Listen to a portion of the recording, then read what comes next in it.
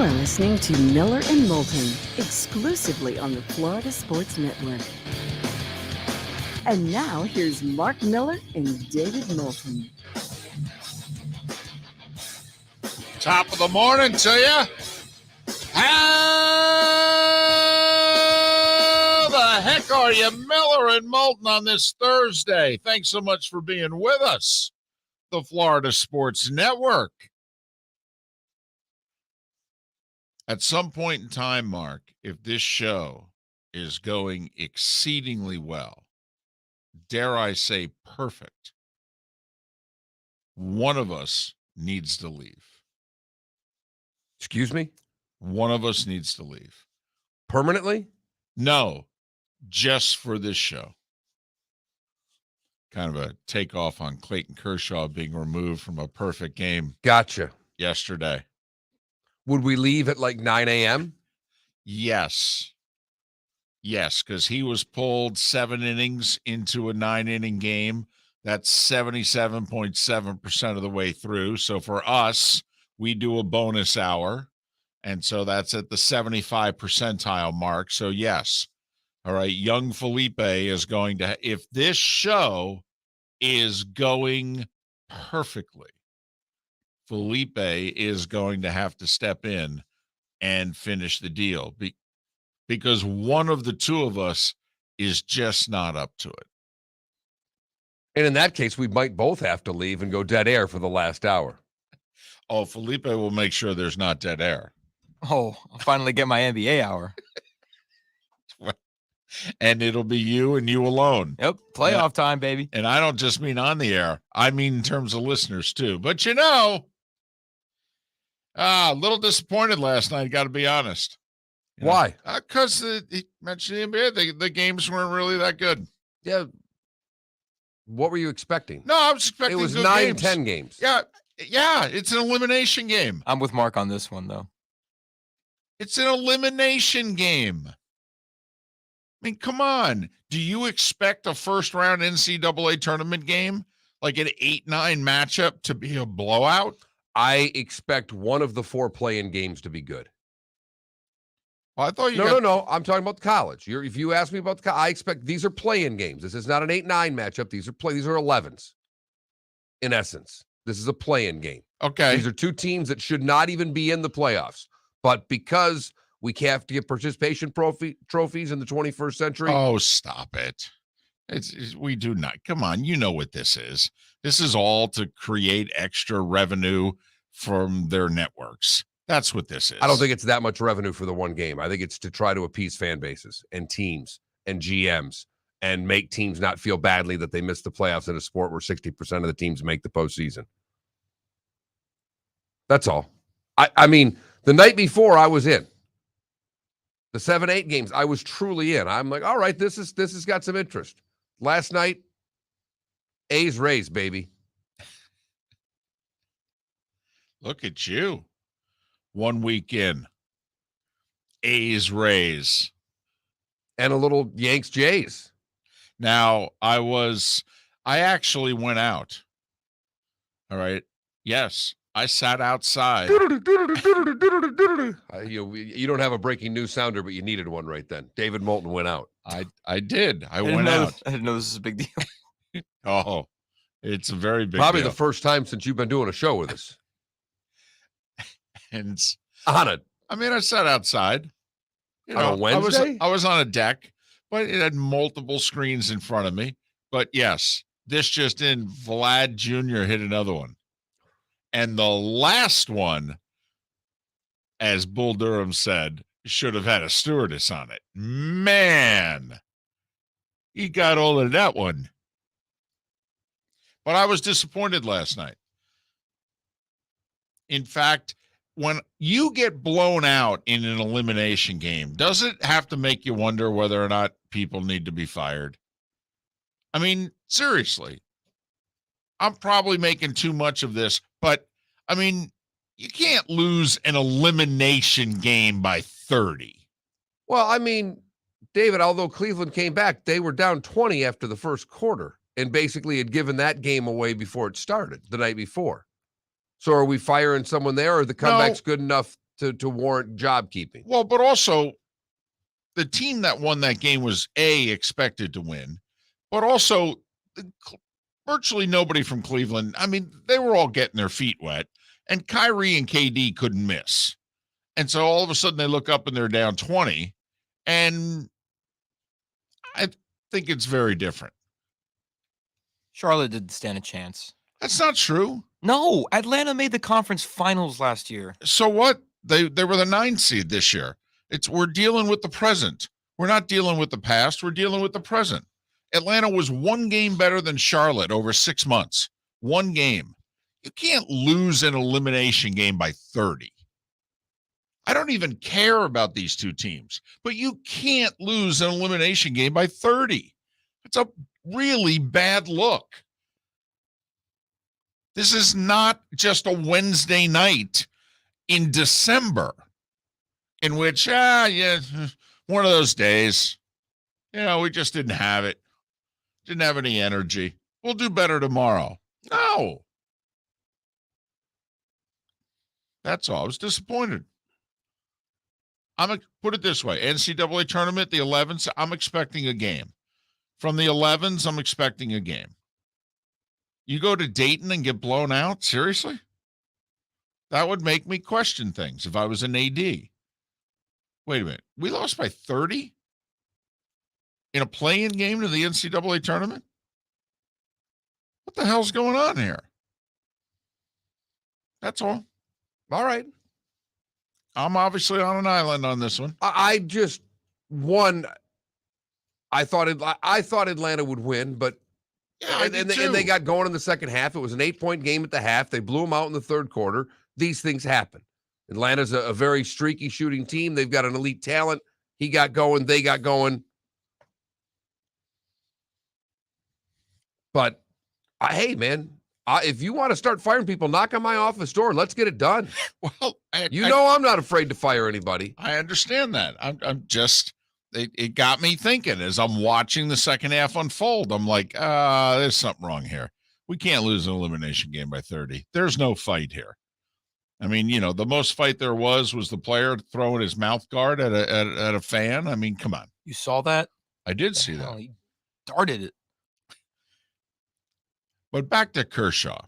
This is 2022 in a nutshell. Yep. For this sport right here.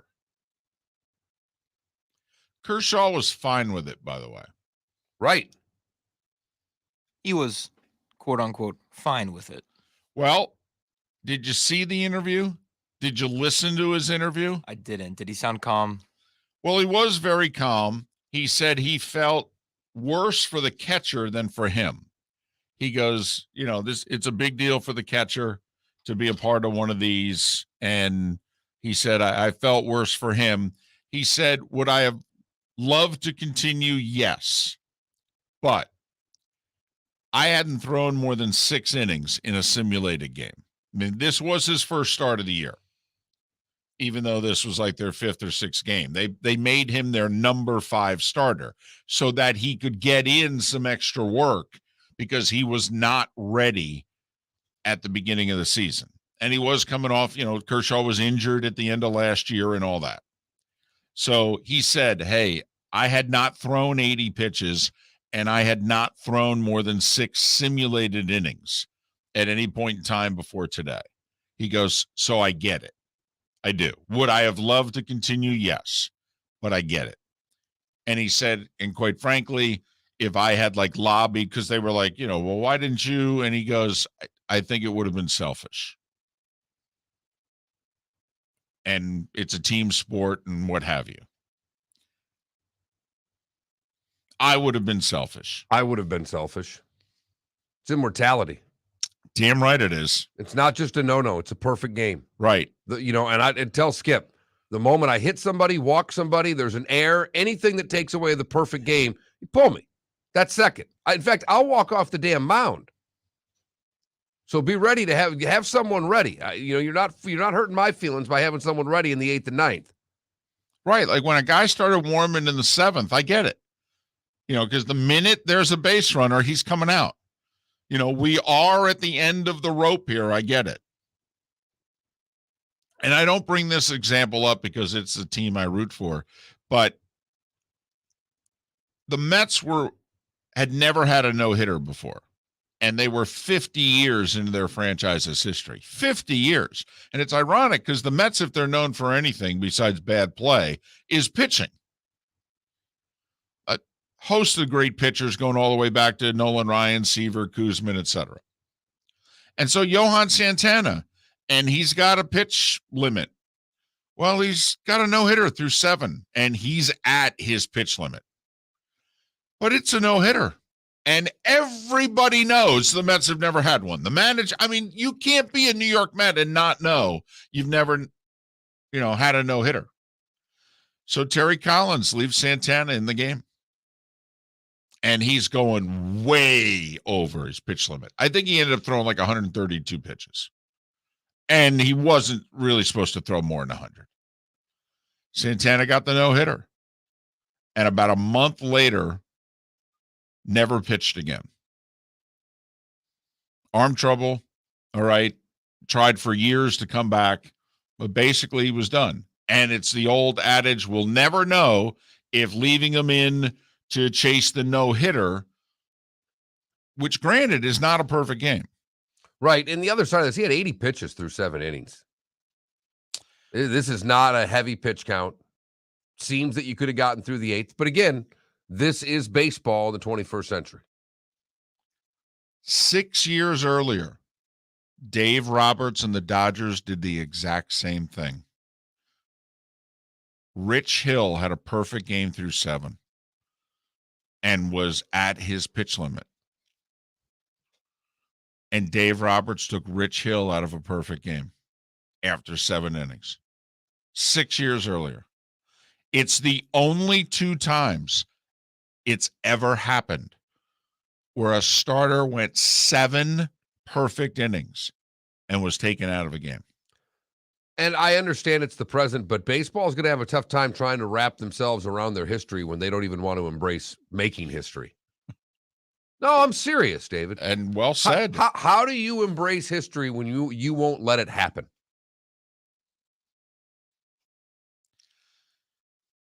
In the Mets case, a no-hitter was almost as big as a perfect game. If it was a no-hitter and he took him out, I would have understood. But a perfect game. Whew.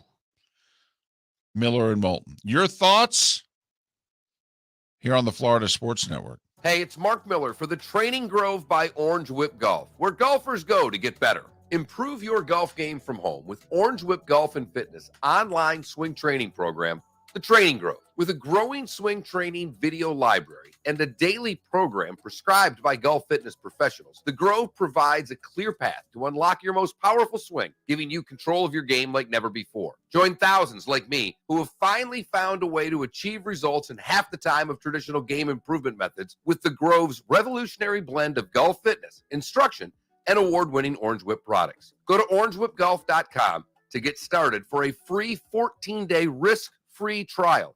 And use code Miller10 to get $20 off your first month. That's orangewhipgolf.com to get started for a free 14-day risk-free trial. Remember to use code Miller10. That will get you $20 off your first month.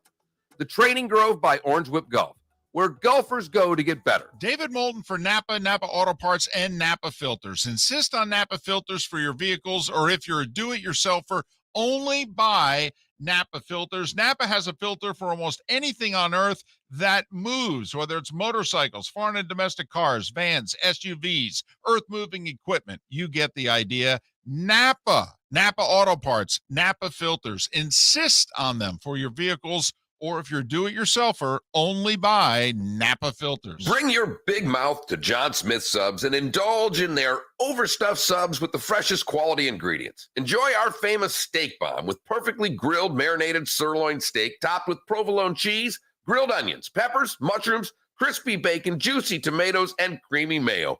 Boom! Made-to-order crispy fries can be paired with the Gator, the Cuban, the chicken bomb, or the Italian. Love local. Eat delicious with John Smith Subs. Find a John Smith Subs location near you today.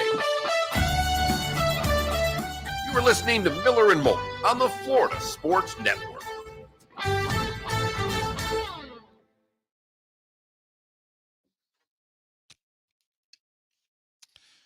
Come on, Sonny. It happens a lot this early in the season. No, it happens a lot if it's a regular game. It's a perfect game. It's only the second time it's happened in the history of the sport.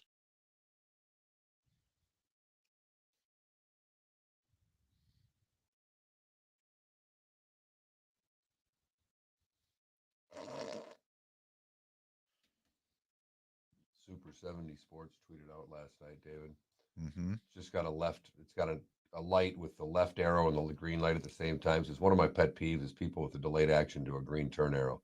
Look, I may be 14th in the queue, but I got ambitions for this light, motherfucker. The guy responds, true story. I lived in Atlanta for 7 years, but the one tale I always tell is the magical night that I left work at 9:30 and arrived home at 9:58. Normally an hour plus drive. 26 of 26 green lights in a row. I still get buzzed just typing that.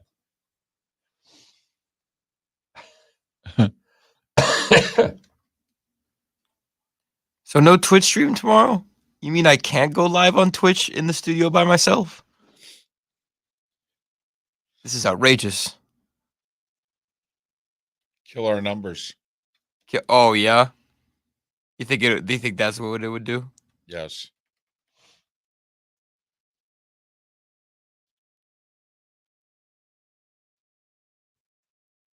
Considering you said the words, quote, the NBA hour, unquote, and the first three people in our Twitch chat room went, no, please God, no. It's the I can NBA handle hour. the baseball hour. It's the NBA hour. Felipe, what you should be thinking about is a half-hour podcast at 10 o'clock. Felipe's bonus NBA half hour.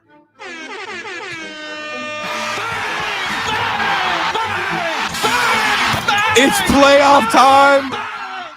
Mike Felipe. Greenbanks, Kevin Harlan. Felipe, please turn that off. Especially since That's you NFL mix films. NFL That's NFL films films music music. with Mike Yeah, I know, Green. but it's the most hype music ever. I don't care that it's NFL music.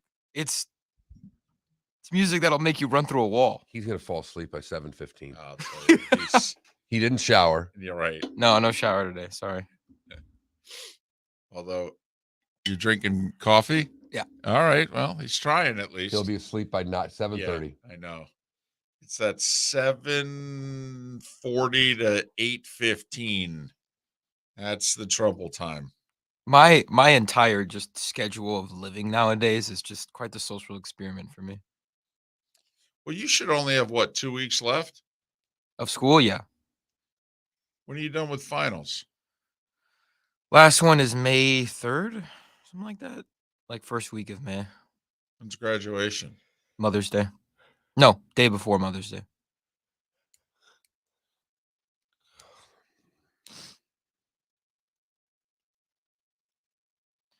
And somehow I'm going to balance that with NBA playoffs. The 14th or the 7th? The Mother's- 7th is the day before Mother's Day. Seventh, Okay, the 7th, so yeah. The Mother's 7th. Day's the 8th. All right. Yeah. Derby Day and then Mother's Day. Ah, Nice. Not bad. it's a big weekend. F1 day as well. They painted the track today or yesterday. Color choice, aqua, of course. That league is, wow. What, F1? It's on fire in this country. Gonna have 3 races next year. That's big time.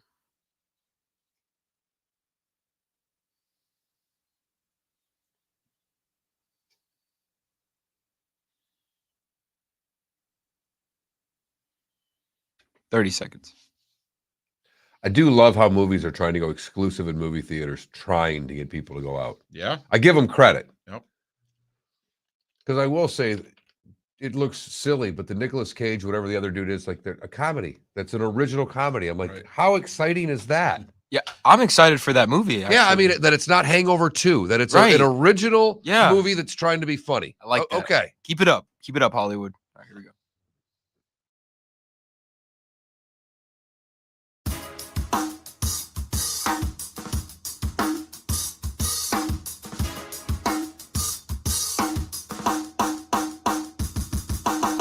Welcome back to Miller and Moulton, only on the Florida Sports Network.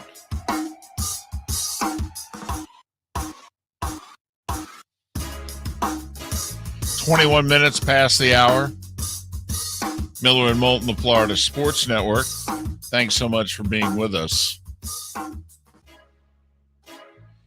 Trivia questions are being sent to us in the Twitch chat room. I think I know the answer. Somebody who was on the field for 3 perfect games. I think I know the answer, but I don't want to ruin it because people are guessing in our Twitch chat room. But here's a couple comments about Kershaw getting pulled. Another example of how tone-deaf MLB has become. Pulling a pitcher after 7 perfect innings, which included 13 Ks and only 80 pitches. Bad for fans, bad for the player, and bad for baseball. As a lifelong baseball fan, I'm disgusted at what happened yesterday. Would love to hear Kershaw throw Roberts under the bus if he wanted to stay, but I doubt it will happen. In fact, it didn't happen. It was quite the opposite.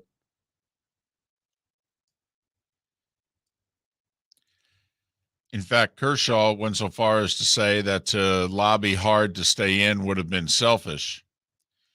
KM says, I can't believe Clayton pulled the don't want to be selfish card. There are times to be selfish, like immortality, a perfect game. Arch in our Twitch chat room said, if I were Kershaw, I would have told the manager to go do something that was physically impossible. And of course, everyone, tweeting out pictures of pitchers from either long ago or not that long ago, which is like, go imagine walking up to this guy and taking him out of a perfect game after 7. People sending pictures of Jack Morris, Bob Gibson, Nolan Ryan, really just about any damn pitcher you can think of. I got to be honest. Yeah. You remember, because we were in our first act, and I came in, and we talk a little bit before the show now. A little bit. It's only because I force it on you. But we didn't talk at all before our show in our first act. It was an afternoon show, and we were both out selling all day.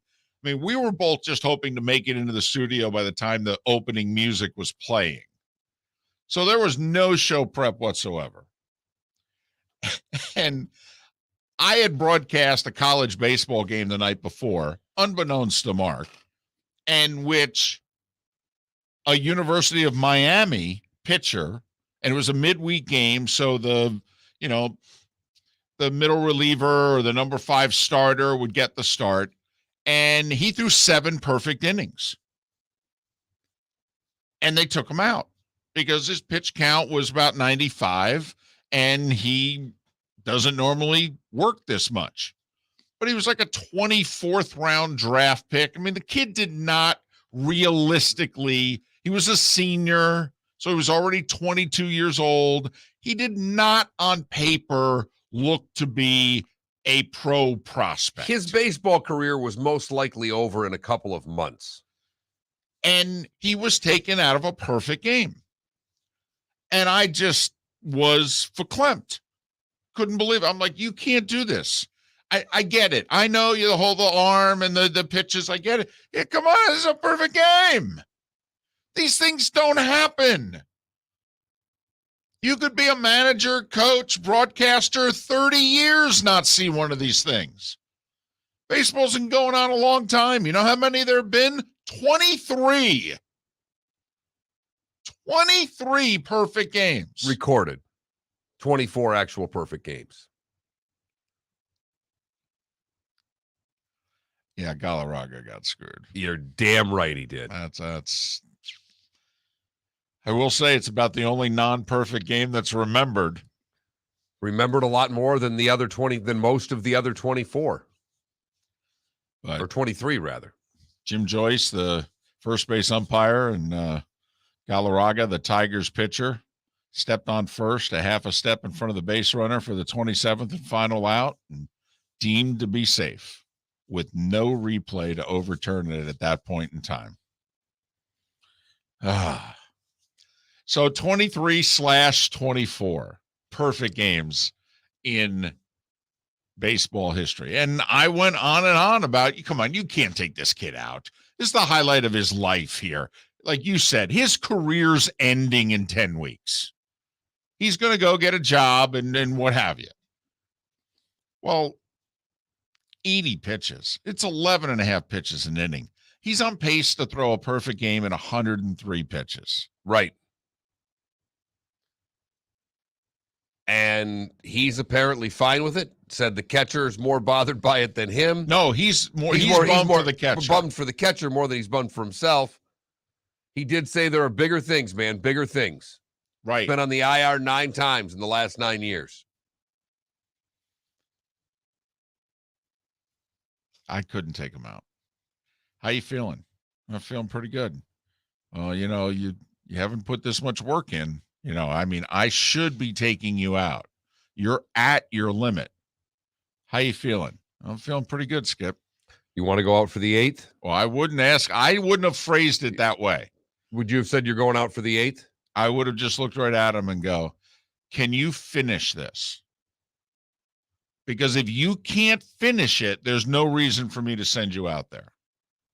Now, at the time we're having this conversation, the game's only 3-0, I believe. Right. Now, the Dodgers put together a pretty big 4-run 7th. And so now all of a sudden, the game's broken open. And so the game is not really in doubt here.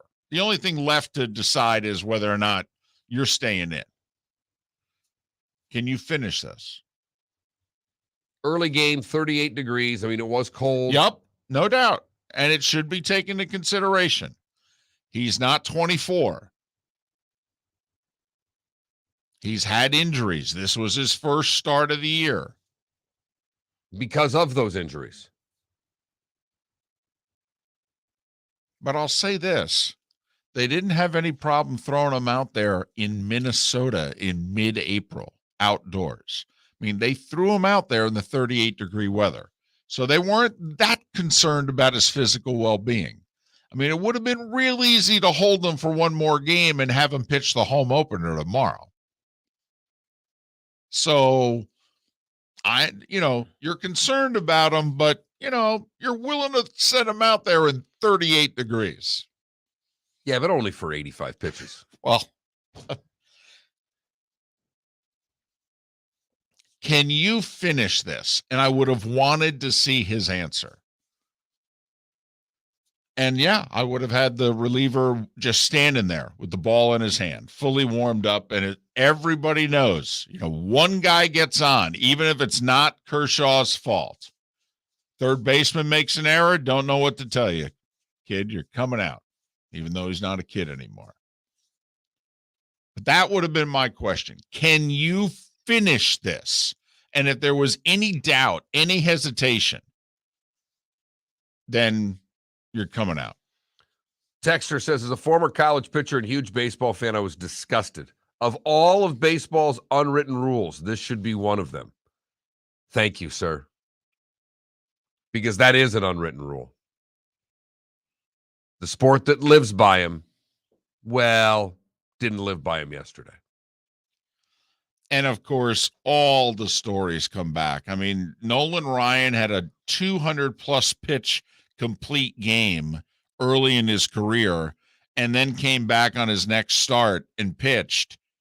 Yeah, those were the days where there were 4-man rotations, and you only had 3 days of rest in between starts. He threw 200 pitches in one game. He threw 225, actually, in a complete game, came back and pitched on 3 days rest and assumed his next start and pitched just fine for the rest of his career. His long, tenuous career. Right. He was Secretariat, after all. Well, I mean, let's settle down just a little bit. I understand this, but still. Miller and Moulton. The starting 5 is next. Thanks for being with us, Florida Sports Network. Bring your big mouth to John Smith Subs and indulge in their overstuffed subs with the freshest quality ingredients. Enjoy our famous steak bomb with perfectly grilled marinated sirloin steak topped with provolone cheese, grilled onions, peppers, mushrooms, crispy bacon, juicy tomatoes, and creamy mayo. Boom! Made-to-order crispy fries can be paired with the Gator, the Cuban, the Chicken Bomb, or the Italian. Love local. Eat delicious with John Smith Subs. Find a John Smith Subs location near you today. David Moulton for Napa, Napa Auto Parts, and Napa Filters. Insist on Napa filters for your vehicles, or if you're a do-it-yourselfer, only buy Napa filters. Napa has a filter for almost anything on earth that moves, whether it's motorcycles, foreign and domestic cars, vans, SUVs, earth-moving equipment. You get the idea. Napa Auto Parts, Napa filters. Insist on them for your vehicles, or if you're do-it-yourselfer, only buy Napa filters. Hey, it's Mark Miller for the Training Grove by Orange Whip Golf, where golfers go to get better. Improve your golf game from home with Orange Whip Golf and Fitness online swing training program, The Training Grove. With a growing swing training video library and a daily program prescribed by golf fitness professionals, The Grove provides a clear path to unlock your most powerful swing, giving you control of your game like never before. Join thousands like me who have finally found a way to achieve results in half the time of traditional game improvement methods with The Grove's revolutionary blend of golf fitness, instruction, and award-winning Orange Whip products. Go to orangewhipgolf.com to get started for a free 14-day risk-free trial and use code Miller10 to get $20 off your first month. That's orangewhipgolf.com to get started for a free 14-day risk-free trial. Remember to use code Miller10. That will get you $20 off your first month. The Training Grove by Orange Whip Golf, where golfers go to get better. You are listening to Miller and Moulton on the Florida Sports Network.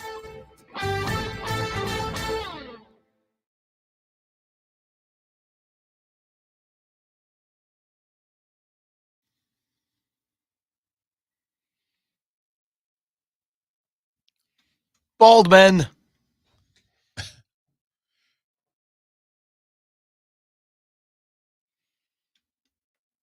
Twitch chat. Scott Van Pelt and Vince Carter are on the screen. But Nolan Ryan also grew up in the Mets system. The Mets pitching coach at the time was a former Brooklyn Dodger, Rube Walker. Rube Walker believed you threw twice in between starts. Not only did you not baby the arm, you worked the arm. You built it up. And that's why Ryan, Seaver, Kuzman they believe that they all had long careers with very few arm problems because of how the Mets trained pitchers back then.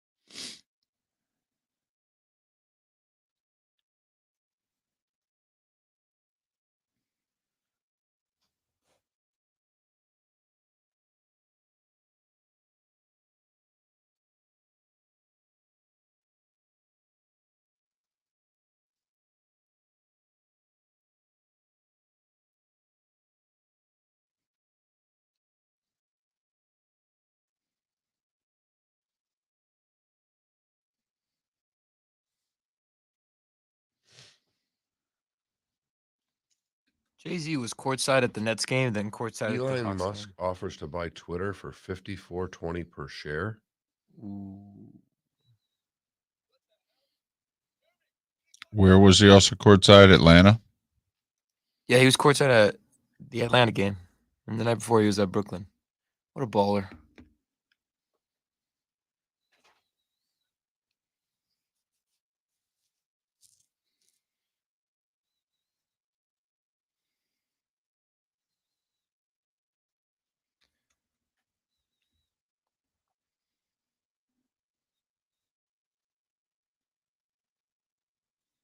Oh my God, this guy's blowing it. Please get this out. Oh. Wow.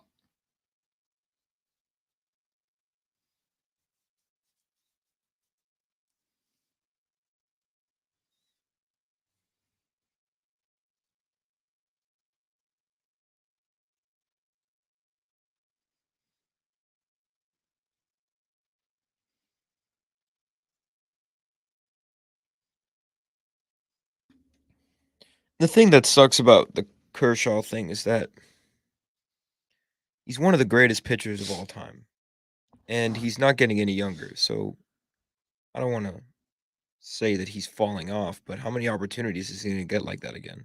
Well, first off, how many pitchers ever get it? Right. Ever. Whether you're a legend or not. But that's just I mean, Philip Humber threw a perfect game. He was released 4 months later. He never pitched in the majors again. baseball.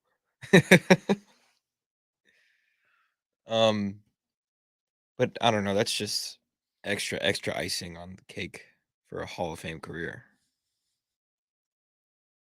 But yeah, he won an MVP, a couple Cy Youngs, and he threw a perfect game.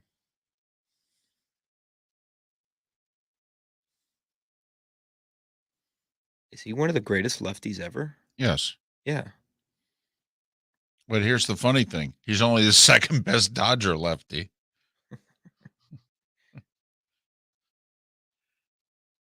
I hate baseball's unwritten rules. Me too.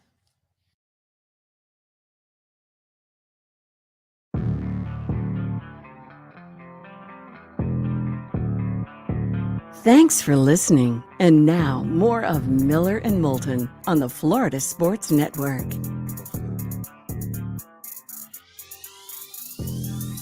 22 minutes before the hour. Miller and Moulton, the Florida Sports Network.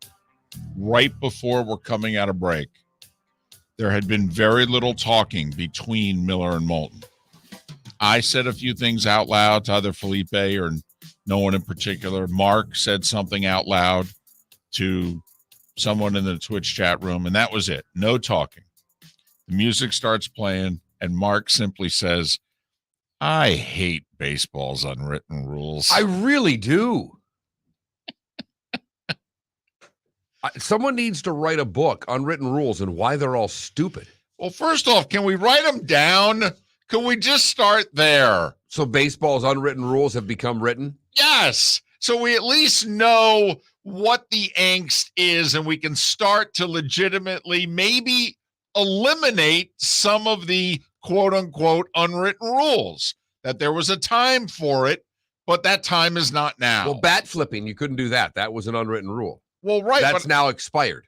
Right. I think we're past that. Right. It's okay to flip the bat. Some people will get annoyed about it, but now they just have to deal. Yeah, they're not really throwing at your head the next time you come to the plate. Correct. And if you have an 8-run lead, you're not allowed to hit a home run, apparently. No.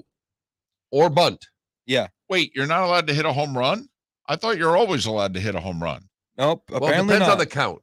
You can't swing. That was right. Oh, that's can't right. swing at a 3-0 count when you have a big lead. Correct. So are you on Tatis's side on that one? That was like a year ago. Well, that was last year. It was LaRussa, right? That was LaRussa got mad at one of his own players. Correct. Who they were up big and he swung at a 3-0 pitch and crushed it. Yerman Mercedes is who hit the home run on a 3-0 count in a blowout. Well, but also, didn't he hit it against a position player? I don't even know if he hit it against a major league pitcher. I thought he swung 3-0 against like a utility infielder. You're correct. Which I got to admit. And first off, I have less of a problem with that. You're gonna throw a second baseman out there, then I'm gonna hit home runs off of him.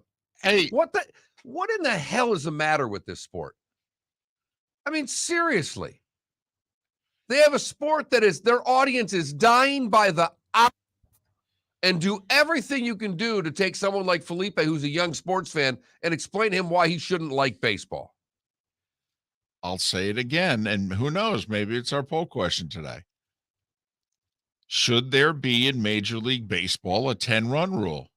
Listen, if you're going to have unwritten rules, if we get to a certain point, then why don't we just end the damn game?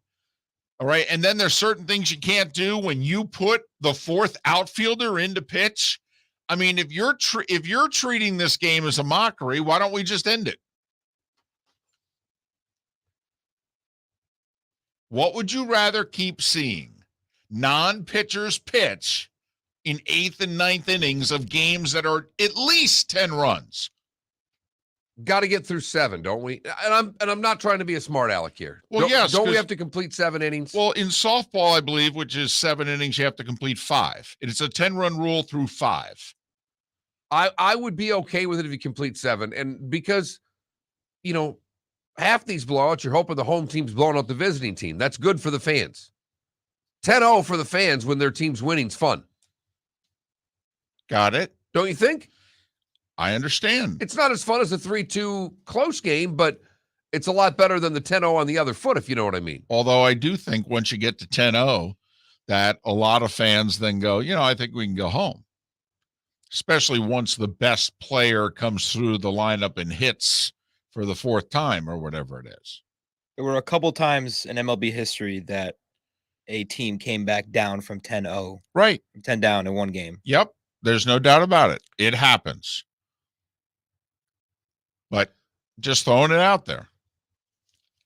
Because I actually think once a team did it once, other teams would comply, in which they raise their hand, like they're tired, their pitching's worn out. Well, that's the whole now deal. You got to it, the pitching. Because what happens in these games? You're wearing a bullpen out. Right. And part of why teams are still swinging and butting and doing that is like, fine, I'm going to use every one of your damn pitchers because we play you guys again tomorrow. And I'm trying to win 2 or 3 here. And so in this case, you know what? You're down 13-2 after 7, or you even try to bat in the top of the 8th and you don't get anything going. So you got one more, trip at the plate. And do you just say to umpire, hey, we're done. It's over. Yeah, we got a long flight tomorrow. I would love to see them try to implement this to watch both sides freak out. Players wouldn't want this. At first, I think they would feel badly, but I actually think that they would be okay. I mean, Kershaw just got pulled from a perfect game, and he's saying, got to think big picture here. You're up by 12 with 30 more minutes left in this game, and I decide, no, we're going to end it now. Right, and the batters are all going, what do you mean? I'm going to get one more at bat in this game. I'm going to juice my average. David, I can give you 47 reasons why the Players Association would hate every part of this. I think it's a decent idea. Mark, I'll tell you what. While I do the starting 5, you think of one thing the Players Association's been in favor of.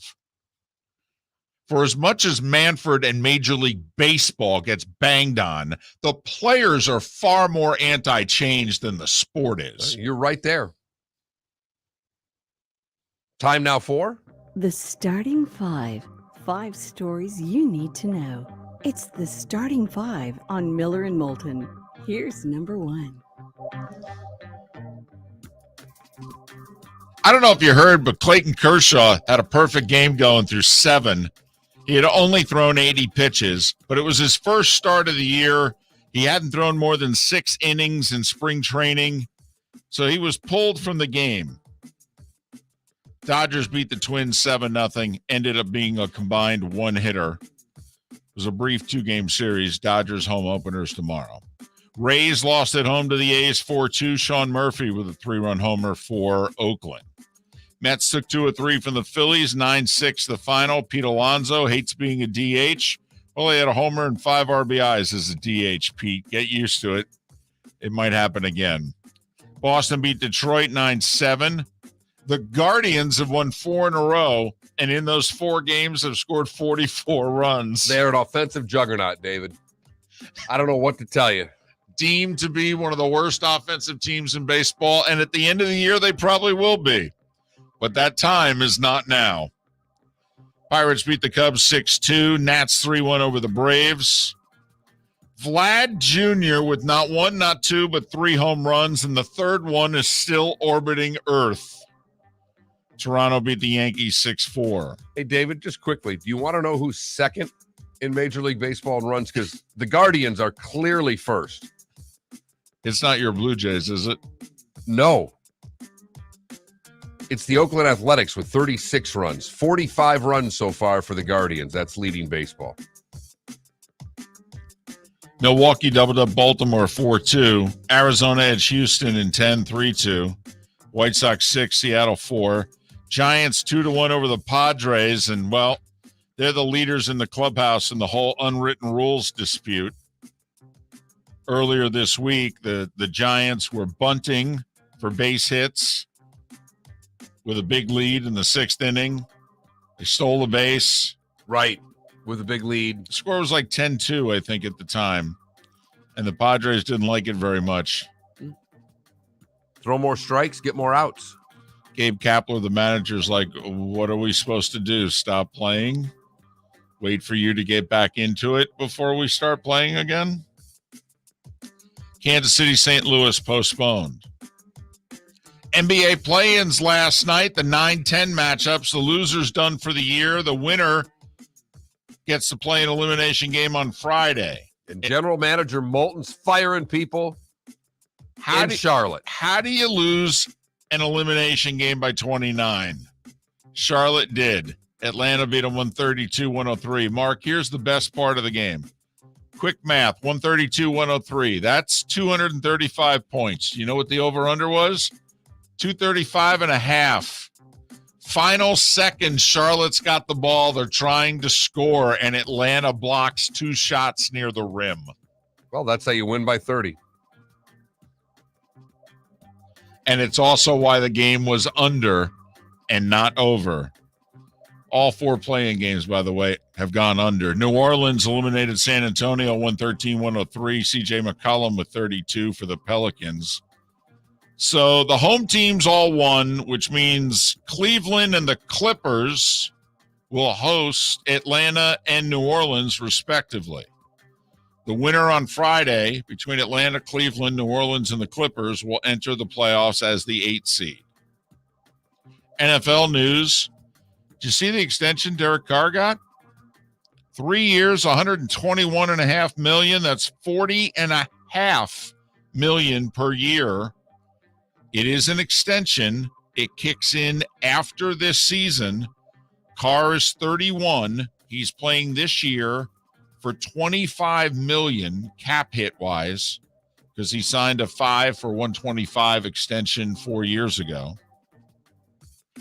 Carr insisted on a no trade clause. Now, I don't know if that clause kicks in this year or the clause is only for the 3 extension years.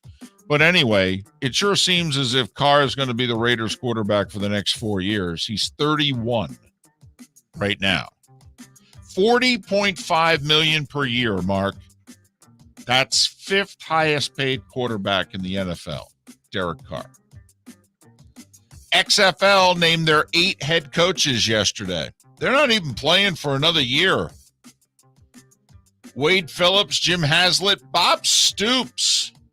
Man, can he coach a team that doesn't play? Terrell Buckley, Hines Ward, Rod Woodson, Reggie Barlow, and our buddy Anthony Becht. Well, this kid graduated high school, and so now he's getting into coaching. He's going to be one of the 8 XFL head coaches next year. Hockey, Rangers shut out the Flyers 4-0. Nathan McKinnon with a hat trick. Avs over the Kings 9-3. Columbus 5-1 over Montreal. The Seattle-Winnipeg game was postponed because of a big storm in Manitoba. By the way, it's leaked out the Winter Classic on January 2nd will be at Fenway Park. The Bruins will host the Penguins. That would seem pretty cool.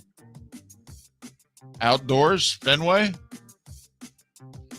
Sid comes to town. I like it.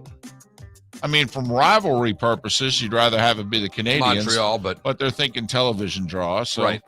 They put Crosby in the game. One college hockey note, Jerry York, the winningest coach in the history of college hockey, Been at Boston College nearly 30 years. 1,123 wins. 5 national titles, 1 at Bowling Green, 4 at Boston College. He retired yesterday at the age of 76. Bryson DeChambeau's having left-hand surgery, which puts his status for the PGA Championship in a month, needless to say, in doubt. He did say before the Masters, my doctor said I should not be playing in this tournament. I should be resting. He seems to be a bad patient. He should have listened to his doctor. He said he was a bad patient before the Masters and then played when he wasn't supposed to. LPGA Tour, the Lot Championship in Hawaii, Hannah Green, 6 under par, has a 1-shot lead. And that, gentlemen, was... That was the Starting 5 every weekday morning at this time on Miller and Moulton.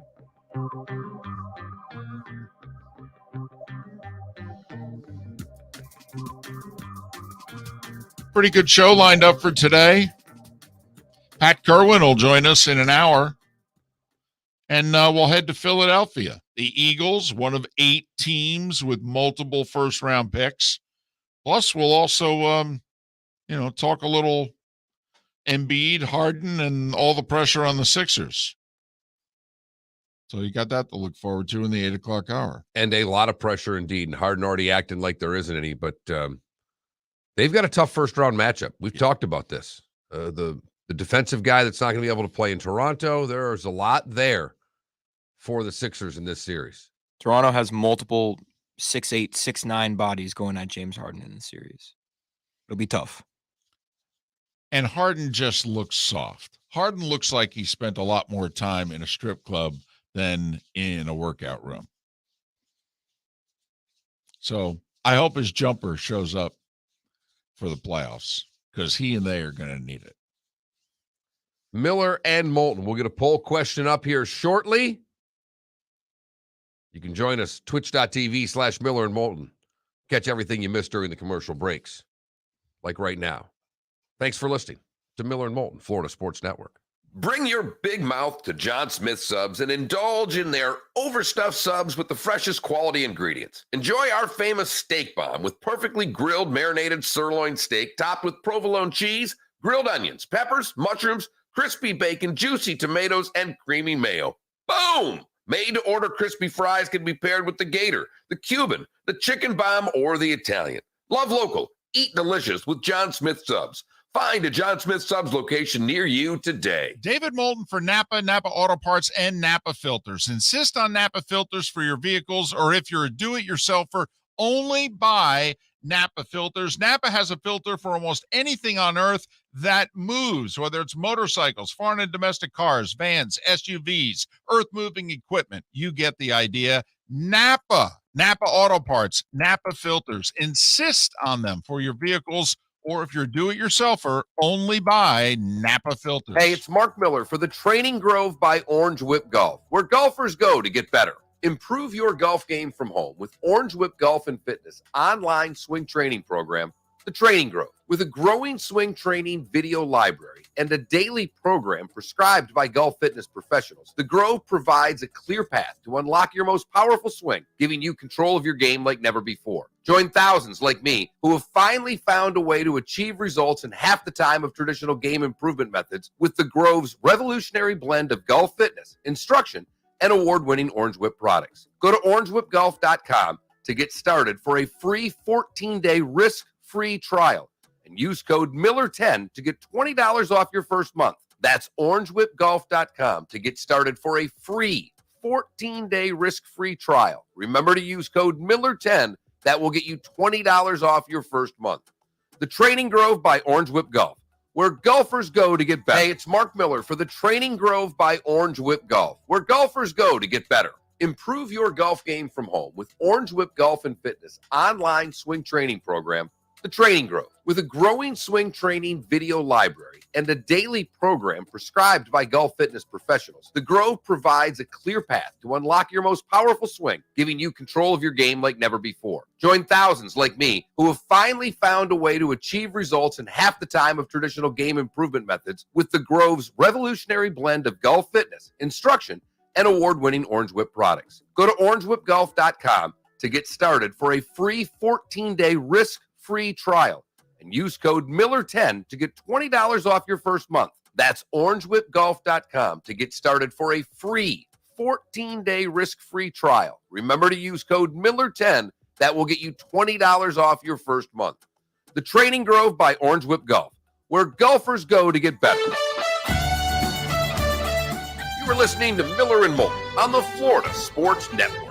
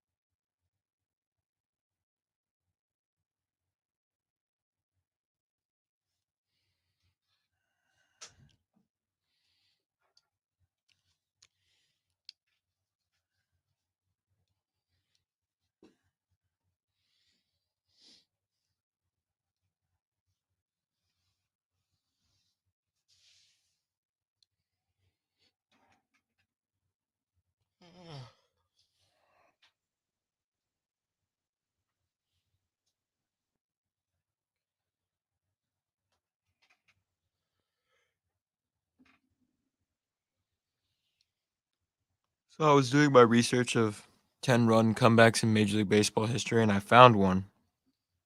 August 21st, 1990. Phillies at Dodgers. Yes. John Kruk was a part of it.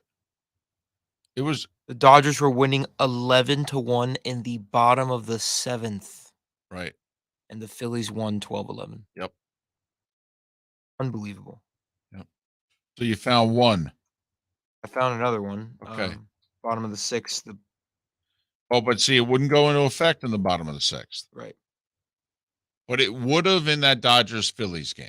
Because you're saying 7th inning. Right. Yeah. All the mercy rules are with 2 innings left. Oh, here's another one. Mariners were up 14-13 in the bottom of the 7th on August 5th, 2001. Okay. Were they home? No. Okay. Pittsburgh was home. Okay. So did Pittsburgh score in the bottom of the 7th? Then, because then the 10-run rule wouldn't have applied. At the end of 7 innings, Seattle would have had to have been up by 10. Yeah, and they won in extra innings. Let's see if there's another one.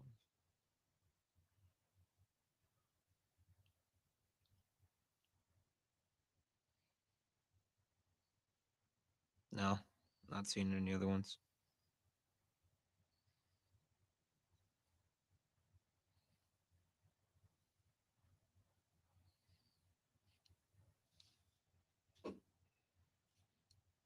But DC, when were they down 11-1 to the A's?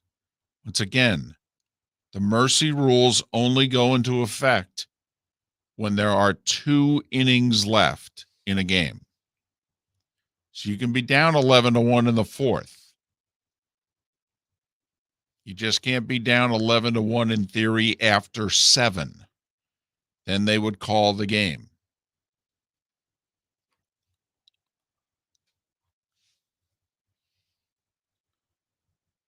We got anyone here? No. 10 seconds.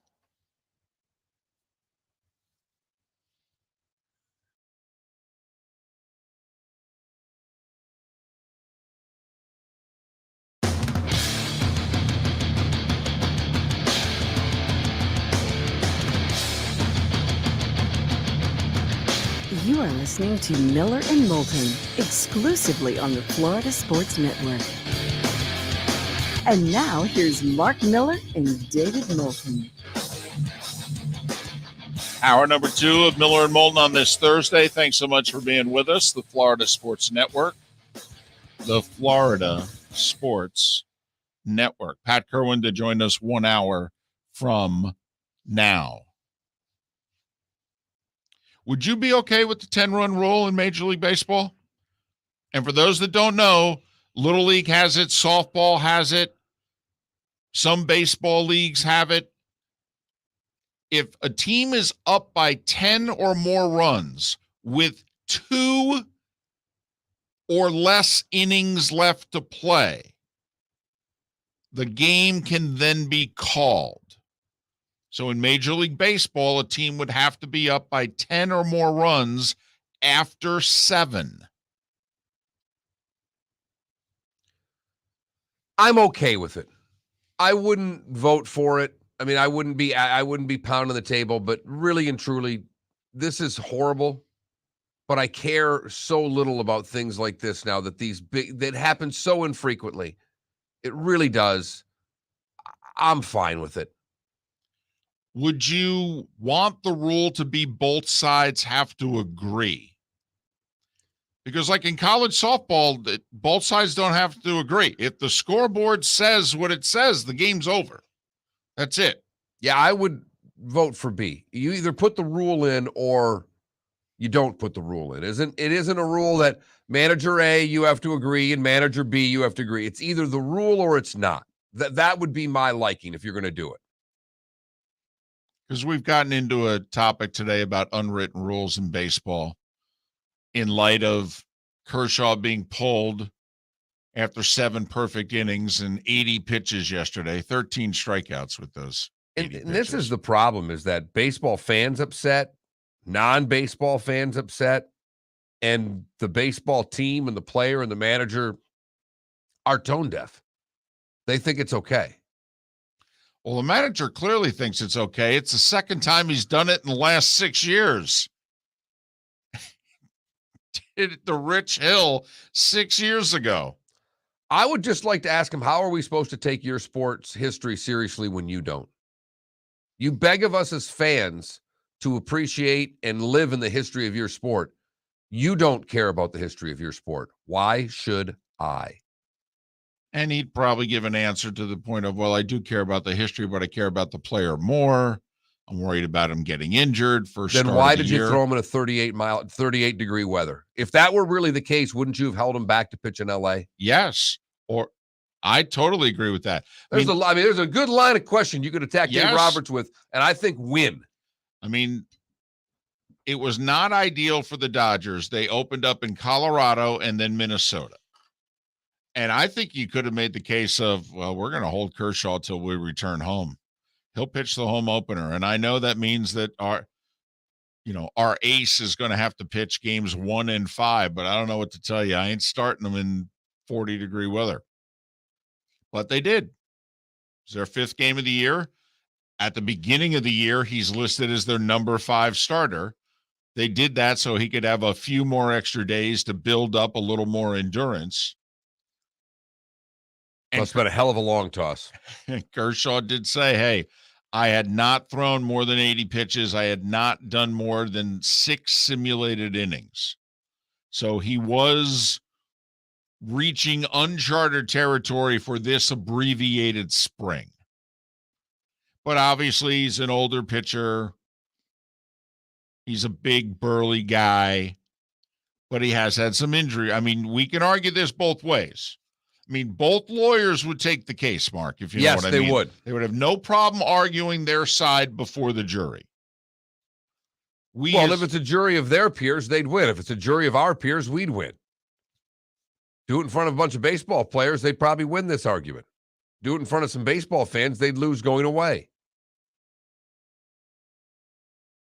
I mean, Clayton Kershaw is best pitcher of his generation.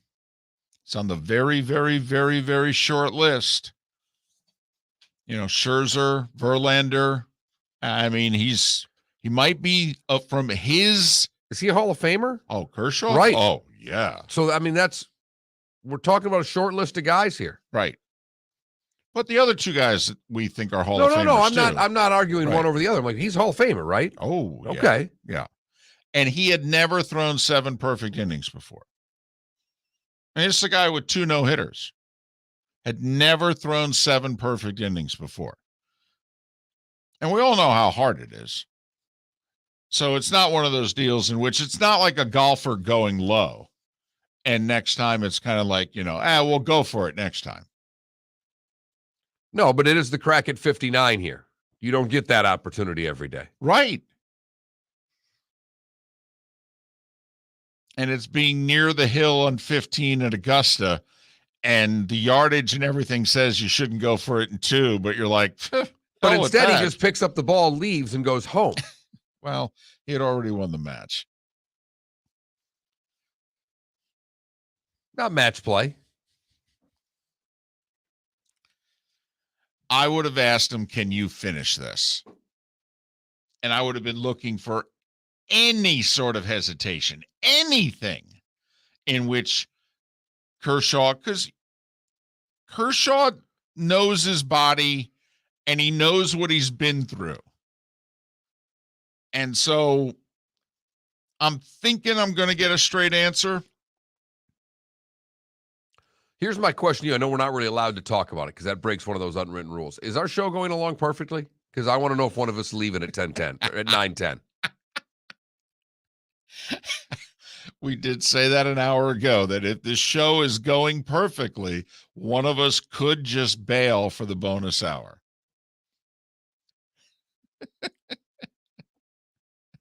So is one going to ask the other, can you finish this thing? And if there's any hesitation, I'm staying. But if you say you can finish this thing, I'm out of here. So Felipe's been, we also got into the whole, should there be, because we've had a couple of instances already this year where position players, and I have to admit, I'm surprised that this has already happened. Not that there's been some bad pitching and teams have scored 12, 14, 16 runs, what have you. But remember, rosters are expanded right now. I mean, some teams have, like 15 pitchers. You really can't find one guy to pitch the 9th or the bottom of the 8th in a blowout loss. You got to be throwing in your 5th outfielder and your utility infielder. I mean, you've got a whole team of pitchers in the bullpen. You can't find one arm. But so we started talking about a mercy rule. Should Major League Baseball have a 10-run rule? And Felipe has found, 2 examples, and trying to find out whether or not a third example, the team was down by 10 or more runs after 7. Yes, I found 2 instances where that was the case. And they came back and won. Dodgers had an 11-1 lead on the Phillies at home. After 7, the game would have been called. Phillies came back and won 12-11. All right, that never would have happened. And then Felipe found one other game. That's it. Ever. We can find, at least since World War II. Right. Put it that way. Yeah, I'm fine with the mercy rule. And it's not a choice. If you're going to put it in, it's in. I don't think Major League Baseball will ever do it. Ever in a million years. I mean, you're denying guys one at bat against bad pitching. Now, somebody brought up, in theory, what if, like, the Dodgers were up 7-0 after 7 yesterday, and Kershaw was perfect. In theory, what if they were up 10-0 after 7? And we put the mercy rule into effect, the perfect game gets stopped by the mercy rule. Oh, look at I never had any thoughts of this conversation getting past Miller and Moulton. This is something to me that will never, ever, ever happen. A lot of reasons. That's 2 innings of television commercials. The lifeblood of the sport is commercials on regional cable outlets. No way that goes away. No way. I could argue we could sit down and figure out on average how many times a year would the mercy rule actually be used, and that this may not happen more than twice all year. And so I would look at you and go, how many commercials are we talking about here? This is going to affect what, a dozen commercials not being aired? I mean, we can work around this. It's an inconvenience. So I think I could work around that for you. Just for the record, yesterday we would have had none. Correct. The day before we would have had 2. 13-2 Giants Padres, 16-4 Braves Nats. A's beat the A's beat the Rays 13-2 the day before that. That's 3 already this year. Right. But I'm just saying, like, the Guardians, I mean, there have been a lot of these already this year. I think we'd probably be in the 6-7 range. We've played a week of baseball. I understand that, but it's involving different teams, obviously. It's not 4 Rays games. So, like, yes, the Rays were involved in one of those earlier, but I don't know when the Rays would be involved in one of those again. I got you. My point is that it's a little more frequent than I think people realize, because there's a lot more blowouts in today's baseball than there's been in the past. Also wonder how much of it is this year with the abbreviated spring and all that. But anyway, there's enough data. You know, I think, though, I could work around that for you. I could. You'd still not want to do it, but I think I could work around it. Hey, and I'm for it. You can implement it tomorrow as far as I'm concerned. I'm just telling you, I don't think this would ever have any legs. Because to the point you made, David, baseball's against change, but the players' union's far more against change than baseball is. I think KW in the Twitch chat room is the only one that had it right. You know what the players' union was for? The universal DH. Outside of that, I don't think they've been for anything. And Klecko says, if you get pulled, where are you going to go? Where are you going to go? Where are you going to go?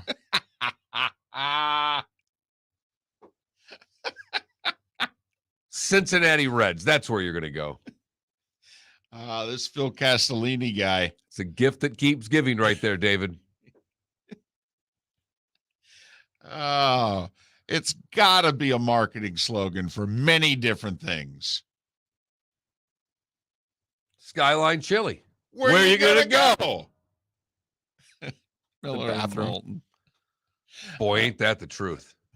On Miller and Moulton, right here on the Florida Sports Network.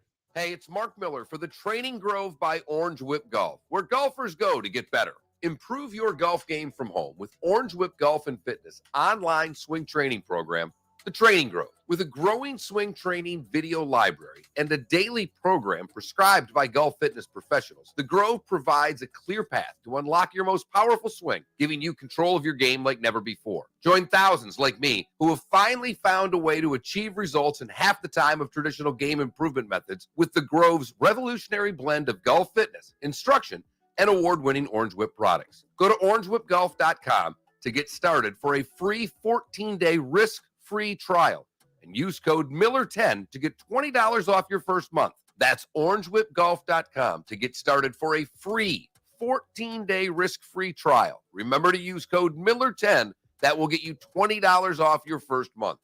The Training Grove by Orange WIP Golf, where golfers go to get better. David Moulton for Napa, Napa Auto Parts, and Napa Filters. Insist on Napa filters for your vehicles, or if you're a do-it-yourselfer, only buy Napa filters. Napa has a filter for almost anything on earth that moves, whether it's motorcycles, foreign and domestic cars, vans, SUVs, earth-moving equipment. You get the idea. Napa Auto Parts, Napa filters. Insist on them for your vehicles, or if you're do-it-yourselfer, only buy Napa filters. Bring your big mouth to John Smith Subs and indulge in their overstuffed subs with the freshest quality ingredients. Enjoy our famous steak bomb with perfectly grilled marinated sirloin steak topped with provolone cheese, grilled onions, peppers, mushrooms, crispy bacon, juicy tomatoes, and creamy mayo. Boom! Made-to-order crispy fries can be paired with the Gator, the Cuban, the chicken bomb, or the Italian. Love local. Eat delicious with John Smith Subs. Find a John Smith Subs location near you today. You are listening to Miller and Moulton on the Florida Sports Network.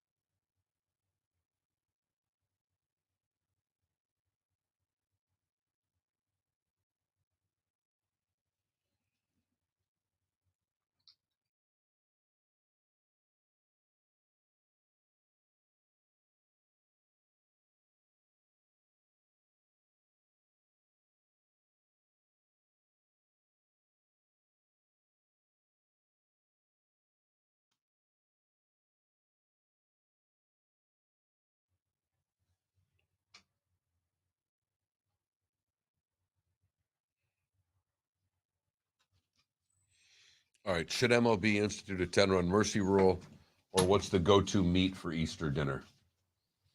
Oh, go-to meat for Easter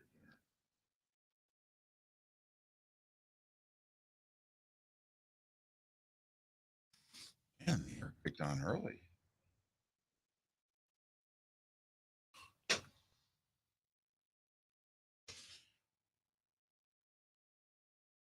If mom and dad were home and you were having Easter dinner, what would it be?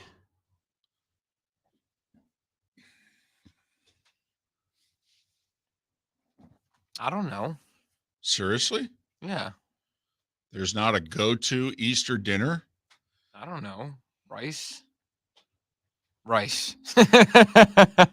Rice and a bunch of other things. I don't know. All right. Did I do Easter with my parents last year? No, I didn't the year before. No, I did the year before because it was COVID. But my freshman year, I didn't. Ham, lamb, or other, right?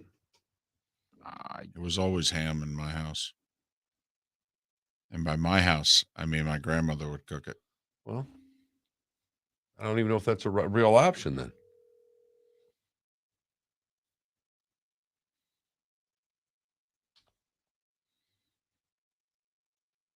Hey, Mother. What do we do for dinner for Easter? I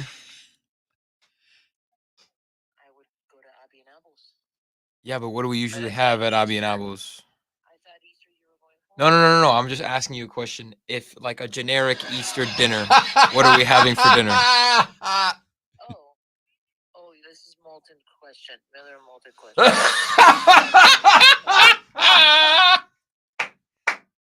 I don't know. You see, she had the same answer as me. Do these people I don't really on know. the phone with your mother? Yes, you're during it's a commercial break. You're not on the air, Mom. No. A certain food for Easter. Yeah, they asked me that, and they were like shocked that I said I don't know. Right, rice. Tell them peeps. Peeps?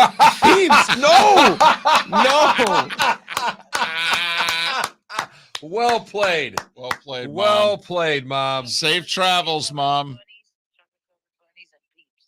That's not food. That's no. That's really funny. Okay. Safe travels, Mom. Safe Peace travels, Mom. Bye.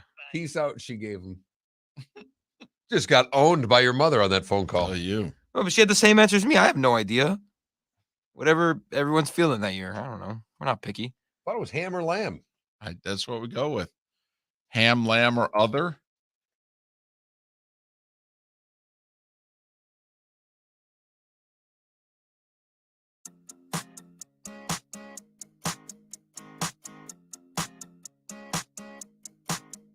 You're listening to Miller and Moulton, exclusively on the Florida Sports Network. 21 minutes past the hour. Miller and Moulton, the Florida Sports Network. Pat Kirwan to join us coming up at the top of the hour. If there has ever been a reason to join Twitch, last commercial break was it. Twitch.tv/Miller and Moulton. If you're an Amazon Prime customer, you have a free Twitch channel. Make the Miller and Moulton channel your channel of choice. We just simply were asking during the break, what's the go-to meat for Easter? You know, I said, Felipe, what's on the dinner table at Easter? And his parents are going away this year, so he's on his own. Might have to invite him. Now I feel bad. I might have to invite him for Easter dinner. No, he doesn't want it. He's going to the Heat game, right? Yeah, I'll be a little occupied during Easter. Oh, that's right. Going down 0-1. Stop it. Oh, one. Oh, no, don't do that. Listen, I'm going to be having Trey Young for 42. ham, lamb, and bam. Bam out of bio, that is. Well played. Oh, well done, young man. Well, So done. Felipe called his mother during the last commercial break to ask her what they have for Easter. And she's like, I thought you weren't coming. Right. He goes, no. And she says, and I quote, oh, this is one of those Miller and Moulton questions. To which she responded without batting an eye, went peeps. We're having peeps. Well played. It was solid right there by Tell Mom. you. We know the smart one in the family. We know the worker. We know you could tell by your father's attitude that he's a hard worker. Just no nonsense, very to the point, very nice man. Mom's the smart aleck of the two. I was We gonna just say, figured it out. Mom's the broadcaster. She's kind of a smart ass. Not even gonna lie. Alec. Alec, You sorry. smart Alec. You Sorry, don't really sorry. want to use that term with your mother, Felipe. Right. Yes. That's a fine, yeah. See, you're a smart ass. She's a smart Alec. That's how she's your mother. This will serve you well later on in life. You'll have another meaningful relationship with a woman. All right. It'll serve you well. So what's the go-to meat for Easter dinner? I went ham, lamb, or other. I like it. I'm guessing some people probably do, the prime rib roast or the pot roast or some sort of red meat. Mom's making lamb. She's going all out. Mom wants us over for Easter dinner. I don't have to cook. I'm out of the whole game. And you're okay with that? Absolutely. Yeah, but you love to cook. I do, but I also like to eat other people's cooking. A lot easier. Is Mom good with the lamb? I don't know. I don't know if she's ever made it. Wait. Hold on a second. I don't know. I don't think my mother's ever, but she's going with, I don't know if she's going leg of lamb, rack of lamb. I don't know what the hell she's doing. Wait, Mom's going to experiment Easter dinner at this stage of her life. Yeah, Mom can cook. I know that, but that's why I figured she's done this before. Not that I'm aware of. Wow. That's interesting. Always ham in my house, by the way. It was always my grandmother who did the ham and the best gravy. Man, it was awesome. That's what grandmas do. Grandmas can do gravy. Boy, can they ever. It's an unwritten rule. My grandmother brought 2 Easter dinners over one year. She brought a ham, and then she brought, and I will say we had like maybe, more people than usual, but she brought ham, and then she also brought a turkey. And we were like, a turkey? And she goes, well, yeah, because I know not everybody eats ham. Unbelievable. Not asked to do it either. Well, she knew your mom wasn't cooking anything. Yeah, it's her daughter. Right. Yes. I mean, if she's showing up there, she got to have enough food for everybody, or someone's making a run for two sacks of White Castles. Hey, I would have been game. Be back in an hour. How many everybody wants? We got 12 of us. 12 times 12 is 144. Tell you what, I'll come back with 200. That should do the trick. One time, I want to go to a White Castle with you. I don't think I'm going to eat any. I just want to drive and watch you go to town. Mark, let me tell you, I bring my A game to the castle. I bring my A game. I saw one when I was in Orlando a couple of weeks ago, and I thought of you. It was 8 a.m, so I didn't stop, but I thought of you. My wife goes, are those good? And I said, apparently they're horrible. But you order them 10 to 20 at a time. You order them by the sack. Yep. My father and I would order 50. Split them. And then when we were done, we'd look at one another and go, do you think we need to go back for more? And I was barely a teenager when we did that. Explains a lot. Yes, it does. Explains a lot. Yes, it does. Hey, Derek Carr signed a 3-year extension for $121.5 million. That's $40.5 million a year. It will make him, at least at this moment in time, I mean, heck, it's a year from now when the extension kicks in. Mark, he's the 5th highest paid quarterback now. A year from now, hell, he might be 9th. But right now, he's 5th. We're going to have a guest coming up next hour from Philadelphia. And the intention is to talk to him about the Eagles and their 2 first-round picks and maybe fit in a little Embiid, Harden, and the Sixers. But this Carr contract got me thinking. You know who's 2 years away from free agency? Jalen Hurts. And right now, the Eagles don't have anybody to replace him with. Nope. Even though most people feel they'd love to find someone. So say Hurts is the quarterback this year, and he's better. So now he's decent. And they won 9 games with him last year. Say this coming year, they win 10. And he's playing better, and they're in the playoffs again. So now he's entering the final year of his rookie deal. Because remember, he was not a first-round pick. He was a second-round pick. So his rookie contract's a 4-year deal. What is the Jalen Hurts going to get? Not a top 10 quarterback, not a top 15 quarterback, but he's your starting quarterback.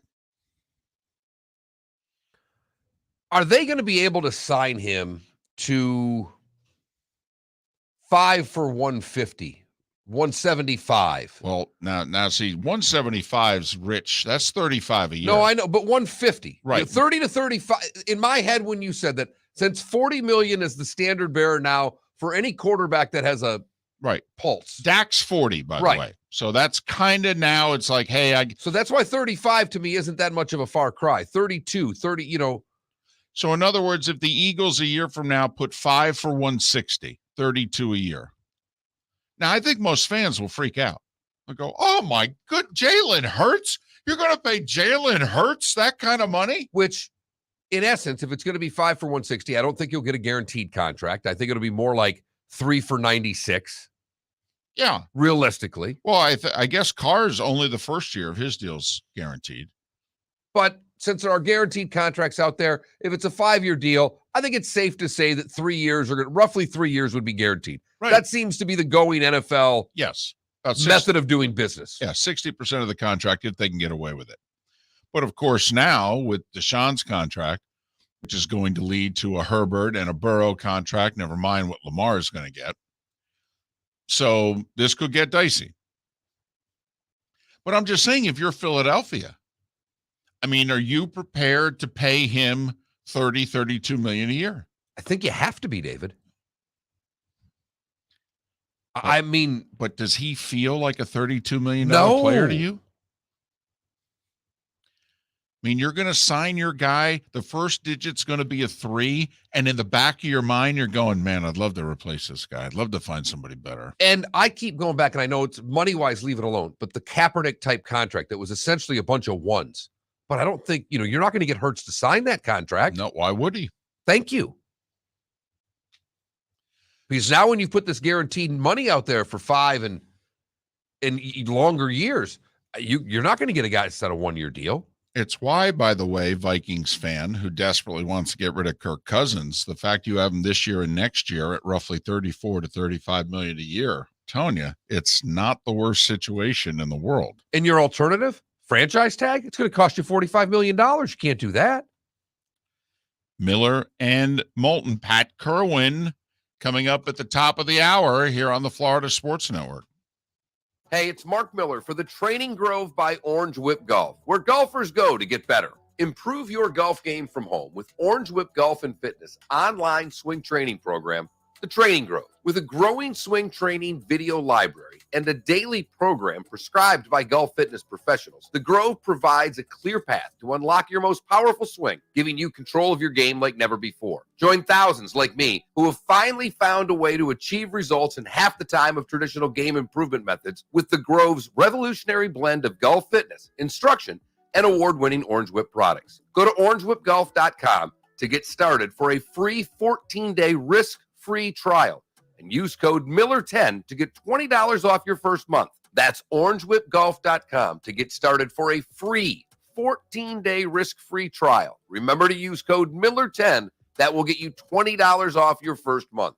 The Training Grove by Orange Whip Golf, where golfers go to get better. Bring your big mouth to John Smith Subs and indulge in their overstuffed subs with the freshest quality ingredients. Enjoy our famous steak bomb with perfectly grilled marinated sirloin steak topped with provolone cheese, grilled onions, peppers, mushrooms, crispy bacon, juicy tomatoes, and creamy mayo. Boom! Made-to-order crispy fries can be paired with the Gator, the Cuban, the chicken bomb, or the Italian.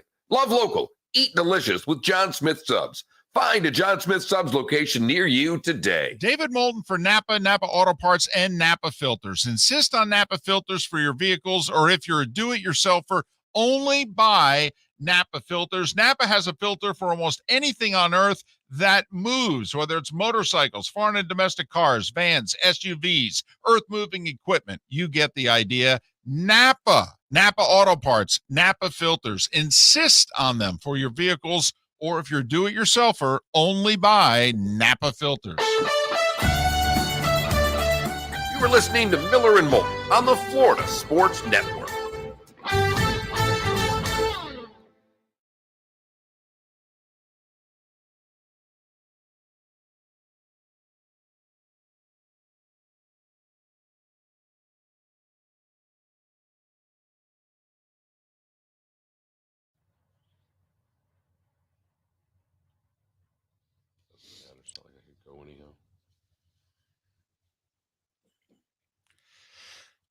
Oh.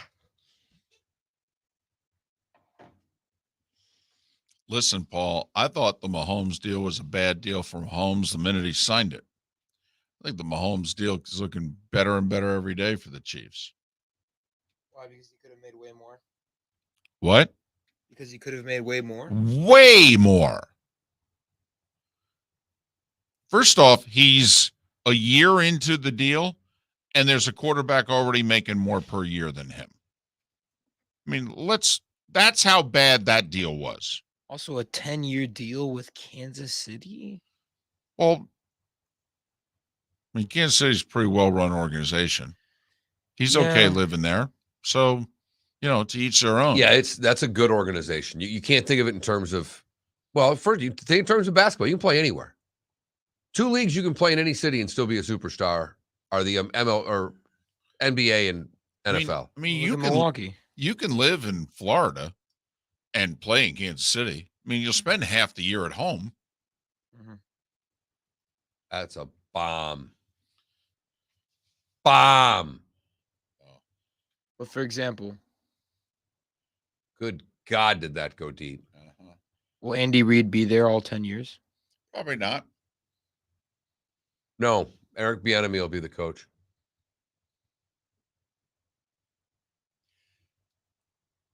So, did you hear what Richardson called, or no, what Schilt called Richardson? And Richardson thought that it had racial undertones to it.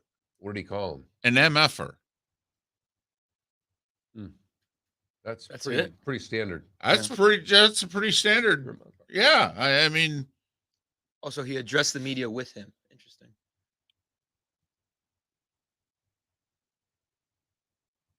I don't take that as. No. Is this game in the 70s with these two guys at the plate? You got the guy with the bad blonde hair and I mean, come on.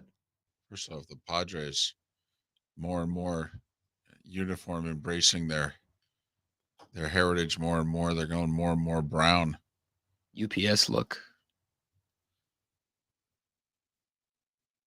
Some of the worst unis in sports. Oh yeah, you can't do anything with brown. I actually like the color brown. I like brown pants. Seriously? Yes. Wow. I had a pair of chocolate brown pants. I like those. Yeah. I like brown pants on women. Brown pants on women. Yes.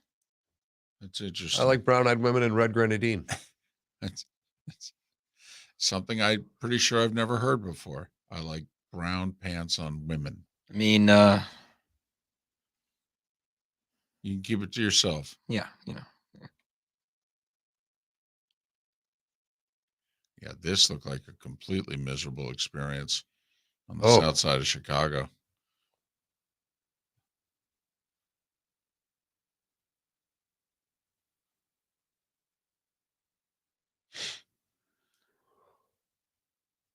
Oh,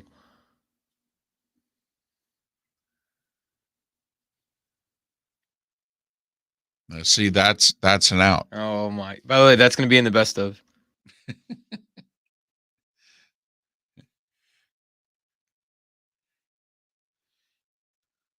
Too bad he didn't hop the fence, run into the crowd, and catch it. Because then it's an out. Speaking of White Sox, a year ago was I forget his name, but the pitcher for the White Sox that had a perfect game until the 9th inning with 2 outs left, and then hit a guy in the foot, and then ended up throwing a no-hitter. That was a year ago.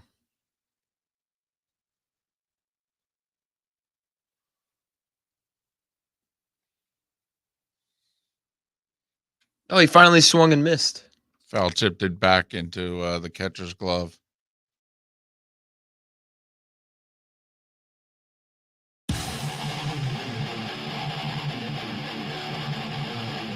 You're listening to Miller and Moulton, exclusively on the Florida Sports Network. 22 minutes before the hour. At Kirwan at the top of the hour here on the Florida Sports Network. Poll question, keeping it simple. What's the go-to meat for Easter dinner? Ham, lamb, or other? I'll report back on Monday to see how Mom did with the lamb. We're going ham. Who's cooking it? No one's cooking it. We're buying it. We're going to buy it. You had generations of women there. Someone get in the kitchen and cook something. We have there's one woman that's going to be there that has consistently cooked a ham. One. Time to teach. Get the aprons out. Let's get to work. Out of the 4, only one has consistently Time done for that daughter of yours to learn. Do some learning. Take it easy, big fella. I would like to enjoy the dinner. I have no problems purchasing it. None. Zip, zilch, nada. No. I do not have it in me to have that group of women who I love madly. I mean, my whole world will be in this house, basically. Yeah, there should be no cooking involved. And I say that with all the love that I can muster. With all due respect, right? Right. Okay. I'm making an executive decision. We're buying Easter dinner. Yes, we are. And I'll buy the sides too, okay? We're not taking any chances here. You guys just worry about the church thing. I'll take care of the food. The text number, if you want to text the show, is the keyword FSN Radio. You text that to 21,000. Once you've done so, you're in. Like this person who says, I have a buddy. We were talking White Castle earlier, David, and your sacks of burgers. Yep. I have a buddy, and going to White Castle with him is worth the price of admission. You don't have anything. You just sit and watch. Here you go. This person simply asked, do you like those jalapeno ones at the stores? There's no way. Come on, buy the White Castle out of the freezer section. Give me a break. And then this person who is bringing fighting words to Miller and Moulton. Uh-oh. In 6 words, can probably get you to come out of your chair yelling and screaming. 6 words, huh? Crystals are better than White Castle. No, they're not. I've never had a White Castle, so I can't speak onto which one's better. I've had a Crystal. I think it's some of the worst food I've ever had in my life. I've only had it once, and I was drunk and still thought it was bad. The big difference is the bun. The White Castle bun is not toasted. The Crystal bun is lightly toasted. So that's also a personal preference. I like a toasted bun. So like when you go to buy a sub, all right, and they ask you, would you like it toasted? Depends on the sub, but I will get a toasted sub. And I will very rarely, if ever, get a toasted. Doesn't that become a grinder once you've toasted it, though? Okay. Yeah, you could convince me of that. But I like when they send the whole thing in there, meat, cheese, and everything, and we're gonna warm that. Well, yes, I agree with that. See, and to me, like there's a clear distinction with Crystal. Like it doesn't feel all together. The bun feels like it's a completely separate entity. Whereas your White Castle, you're telling me the amount of grease sucks into that bun. You need that soft bun to suck the grease in that horrible piece of whatever protein that's in there. And by protein, we use that term very loosely. Right, it's a protein. We just don't know what's in it. That's so they mostly say. Soy. So according to the USDA, it is. But yes, a White Castle feels like it's one. It's whole. A Crystal feels like it's 2 or 3 disjointed things. It's also not as hot. Also, the burger part of it. I think also it's the pickle. Like Crystal is different than a White Castle besides the bun. I prefer the White Castle, and it's not just a Jersey thing. I Li- prefer the taste. Listeners chiming in, Crystal is disgusting. Crystal and White Castle are both garbage. This person says, I had Crystal and Daytona the morning after the 400. Almost ruined the whole weekend. White Castle all the way. So I just want to clarify: is this like a burger we're talking about? What is a Crystal? What It's is a a burger. White? It's a burger. Yeah. Yeah, it's they're sliders. I mean, Yes. essentially they're sliders. Correct. Crystal's, and I don't know. I had Crystal in Atlanta. I don't know if Crystal is a Southern chain by nature. I had it the one and only time when I lived in right. Atlanta. That's White that- Castle is a Northeast chain that has made its way through the Midwest and it's now working its way south. You can get a White Castle in Orlando, as far as I know, is the only Florida location, or the furthest south, I should say. And they opened one in Phoenix a couple years ago to much fanfare. But yes, I was thrilled. There's a White Castle in St. Paul. I literally would be covering sporting events in Minneapolis, would leave, head to St. Paul, which is the wrong direction when ultimately your destination is Fargo. Would head to St. Paul, hit the castle hard because it's a 4-hour drive home. Hit So- the castle. So you have to have enough castles for 2 meals because you're going to get to about past St. Cloud and between St. Cloud and Alexandria on I-95, I think it is 94. You're going to have to eat again. You ever had In-N-Out? Oh, yeah. I mean, Felipe, look at me. I'm just asking. Yes. No. And I'm asking a question of you. Look at me. Do you think there is a burger chain that I have not hit? Especially since in the last half dozen years, I have traveled the country for 2 different networks. Yeah, I don't think you've been far enough north in Michigan to get a Halo burger, but No.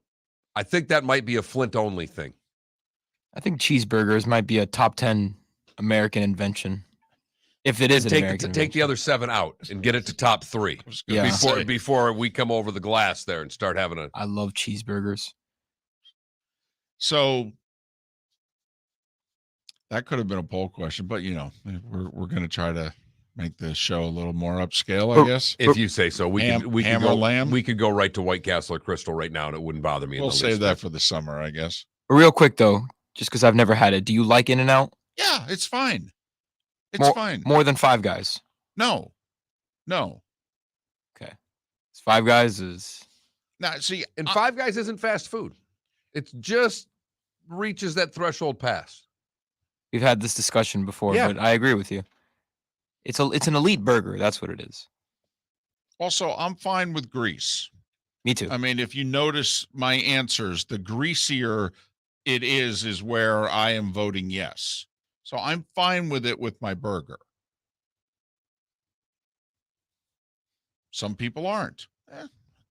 I get it. And as Rob says, life is the quest for the perfect cheeseburger. I'm in Yeah. to what he's saying because I mean, I'm continually trying to make the perfect double cheeseburger at home.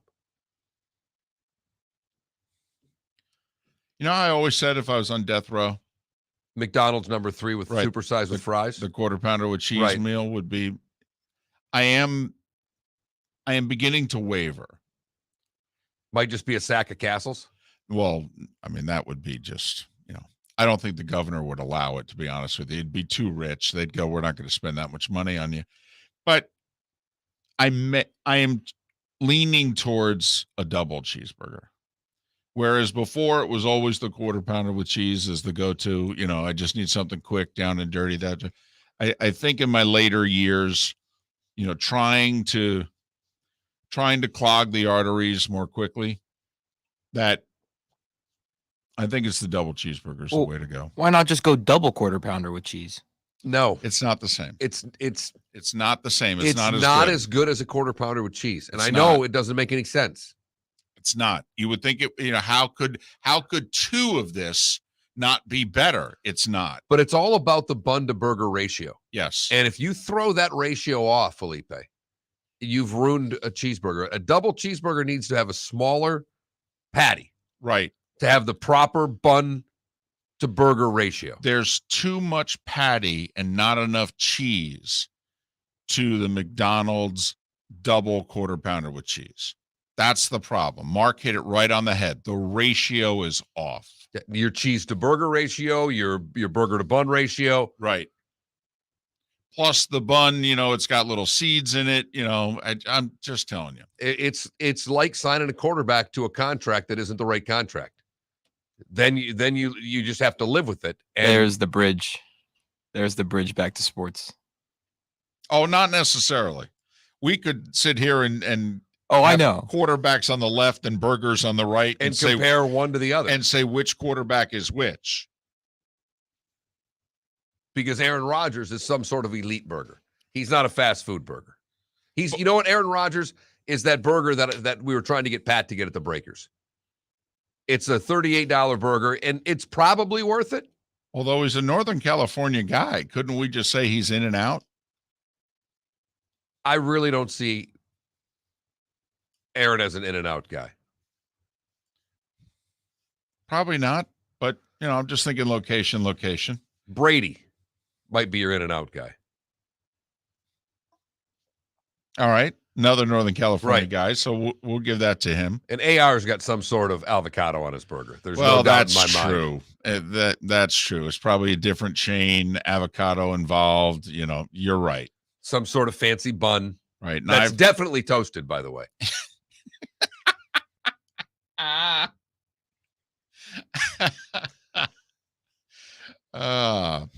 So, bad golfer in our Twitch chat room says Aaron could be the veggie burger. On to something Right. there. You're probably right. Well, actually, that might be more of Brady. He's the Impossible Burger, whatever that is, that fake meat burger that people love. I was going to say Aaron Rodgers is a Big Mac because you always feel bad paying for it, but you do it anyway. Look What is going on over here. I mean, that's well played. I don't know if I agree, but Yeah, it sounded terrific. It really came off the top rope side. Because I wouldn't hesitate to pay Aaron Rodgers ever. Well, I mean, can they pay any wide receivers now? Hey, they should have realized this was coming. Could have afforded Nuggets, but you spent all that money on that Big Mac. Listen, if they hadn't drafted Jordan Love, they wouldn't be in this situation. So this is on them. You don't have an Aaron Rodgers and draft a quarterback in the first round. You don't do it. Tom Brady was in New England. 87 years. Did they draft the quarterback in the first round? They drafted one in the second round. He got him shipped out. Right. He went to the owner and said, "Get rid of this Right. guy now." Drafted one in the third, drafted one in the fourth round. Right. Didn't talk to any of them. So you're saying that Jordan Love is the Filet-O-Fish? I'm saying He's pointless. he somehow showed up at the party. All right. And the guy hosting the party said, "Who the hell is he and what is he doing here?" And how did he get invited? Sounds like the Filet-O-Fish. Only good for around 40 days a year on Fridays only. That's the one time I ever had it. That's My grandma. a lot of us. My abuela. And that's only when you had your grandmother with you, because let's be honest, if she wasn't with you, Oh, no. you're getting a quarter pounder and lying Oh, and yeah. saying you had a fillet of fish. Yeah. That's the Catholic school way. Warren in our Twitch chat room said, always had White Castle on Long Island and always had to eat at least 10. Because a sack is 10, some places 12, but 10 comfortably before the sack breaks. So, and that was their slogan forever, White Castle, buy them by the sack. So you bought 10. 10 sliders. 10 sliders at a time. And they're all individually wrapped, their own little cardboard thing. And yeah, that's their thing. By the way, all their other stuff's horrid. Rings, fries, all those, awful. Awful. I love the place. Love the place. You don't eat anything else there. Okay. Steak and Shake?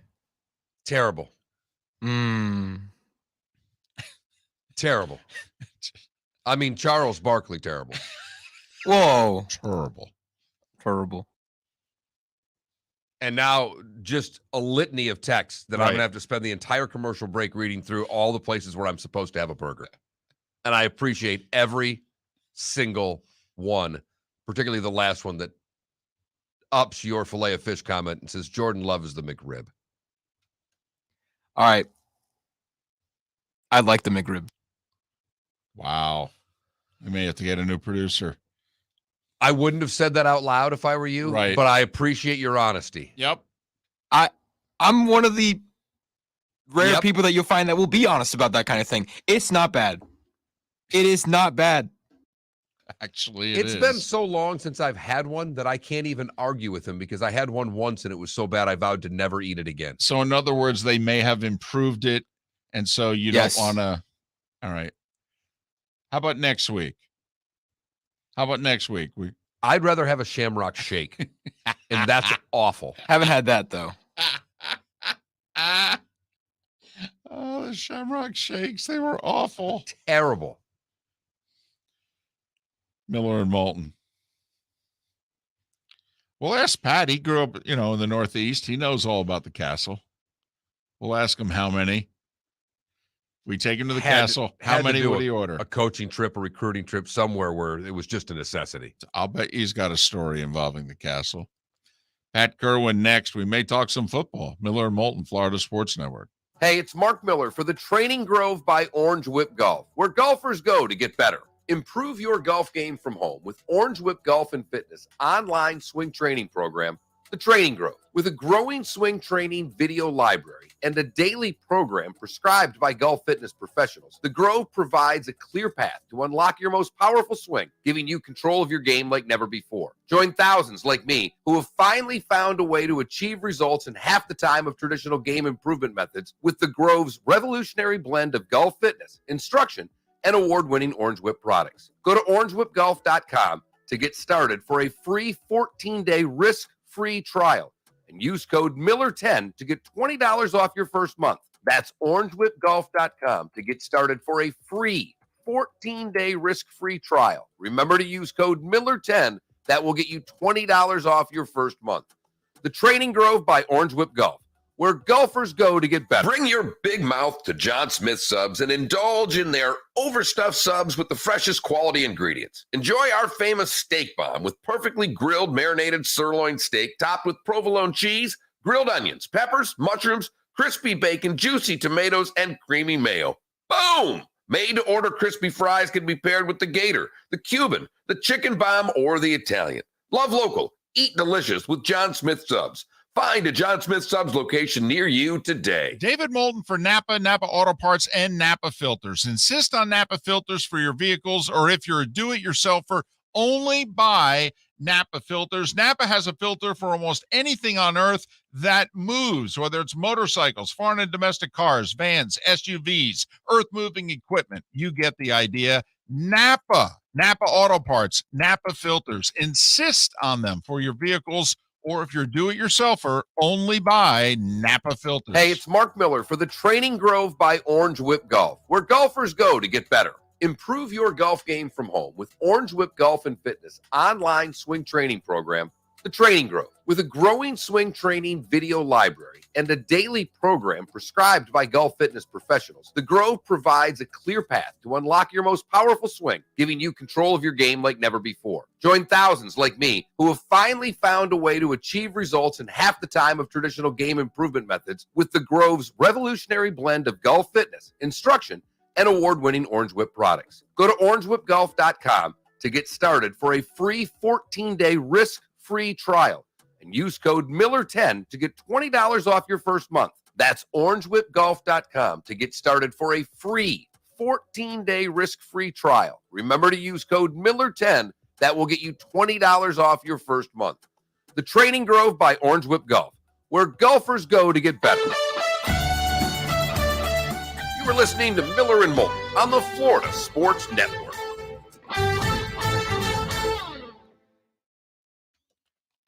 Have any of you ever had a McGang B?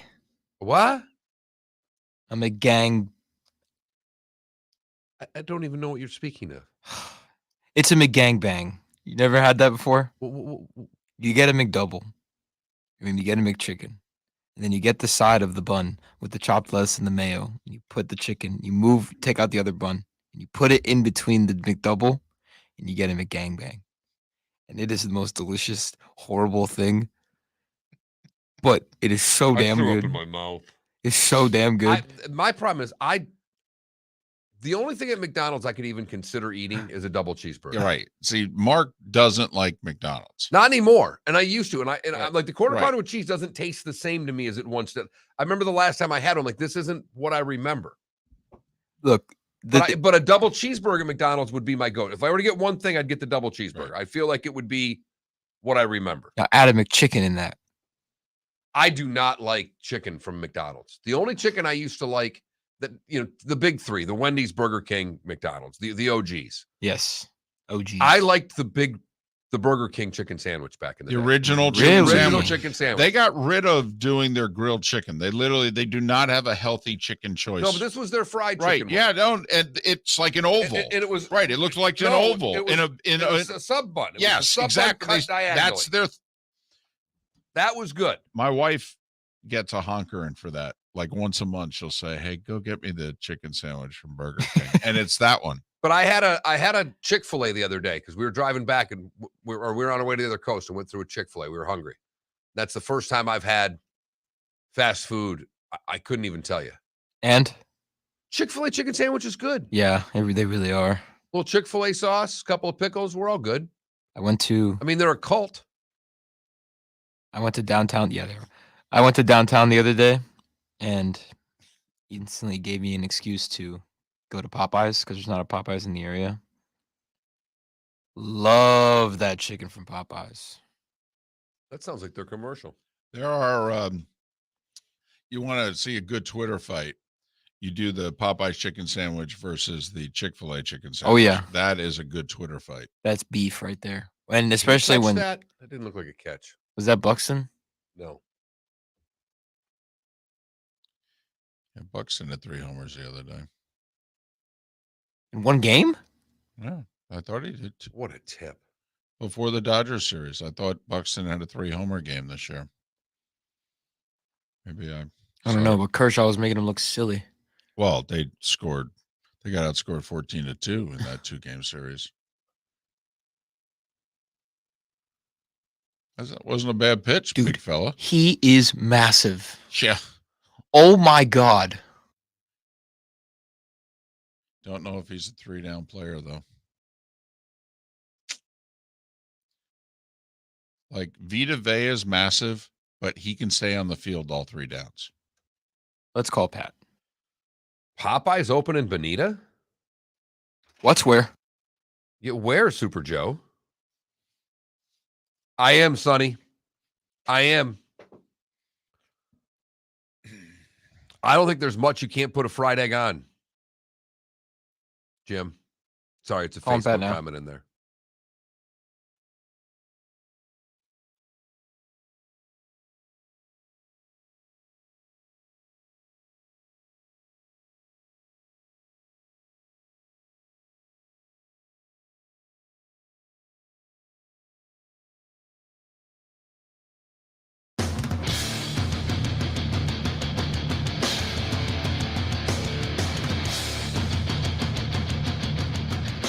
You are listening to Miller and Moulton, exclusively on the Florida Sports Network. And now, here's Mark Miller and David Moulton.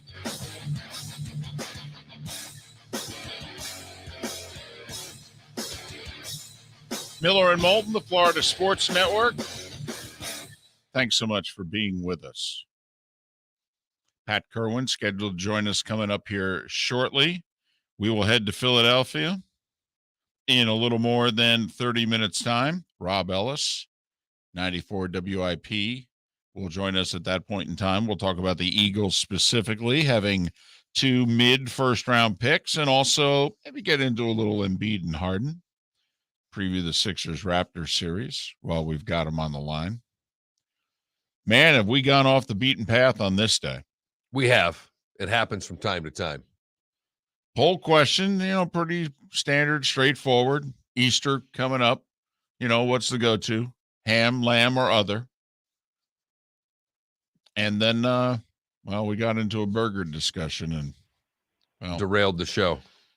That's why Pat Kirwan now joins us. He may break any and all ties. Pat joining us once again, courtesy of Pinchers from Tampa to Key West and many points in between Pinchers because you can't fake fresh. First off, Pat, your go-to Easter, ham, lamb, or other? Ham. But I love lamb, so I don't know. Sometimes both are out there on the table, but those are the good years. Fellas, the draft is in 2 weeks. All right, from today. I understand that, but Easter Sunday. I mean, that's all. It's I love that though. When we had ham and lamb on the table, those were the good years. Right. I love that. That's fantastic. So We Pat, all have some, memories in our background, usually as kids, where it wasn't always great, but we were too dumb to know it. Pat, is this a ham draft? Is this a lamb draft, or is this a ham and lamb draft? I feel like this is a ham draft. It's a good draft, but not a great draft. Well, I'm going with the ham concept with all the good linemen, pass rushers, and those big offensive tackles. And I think that would indicate more ham, if you like, the big piggies, if you will.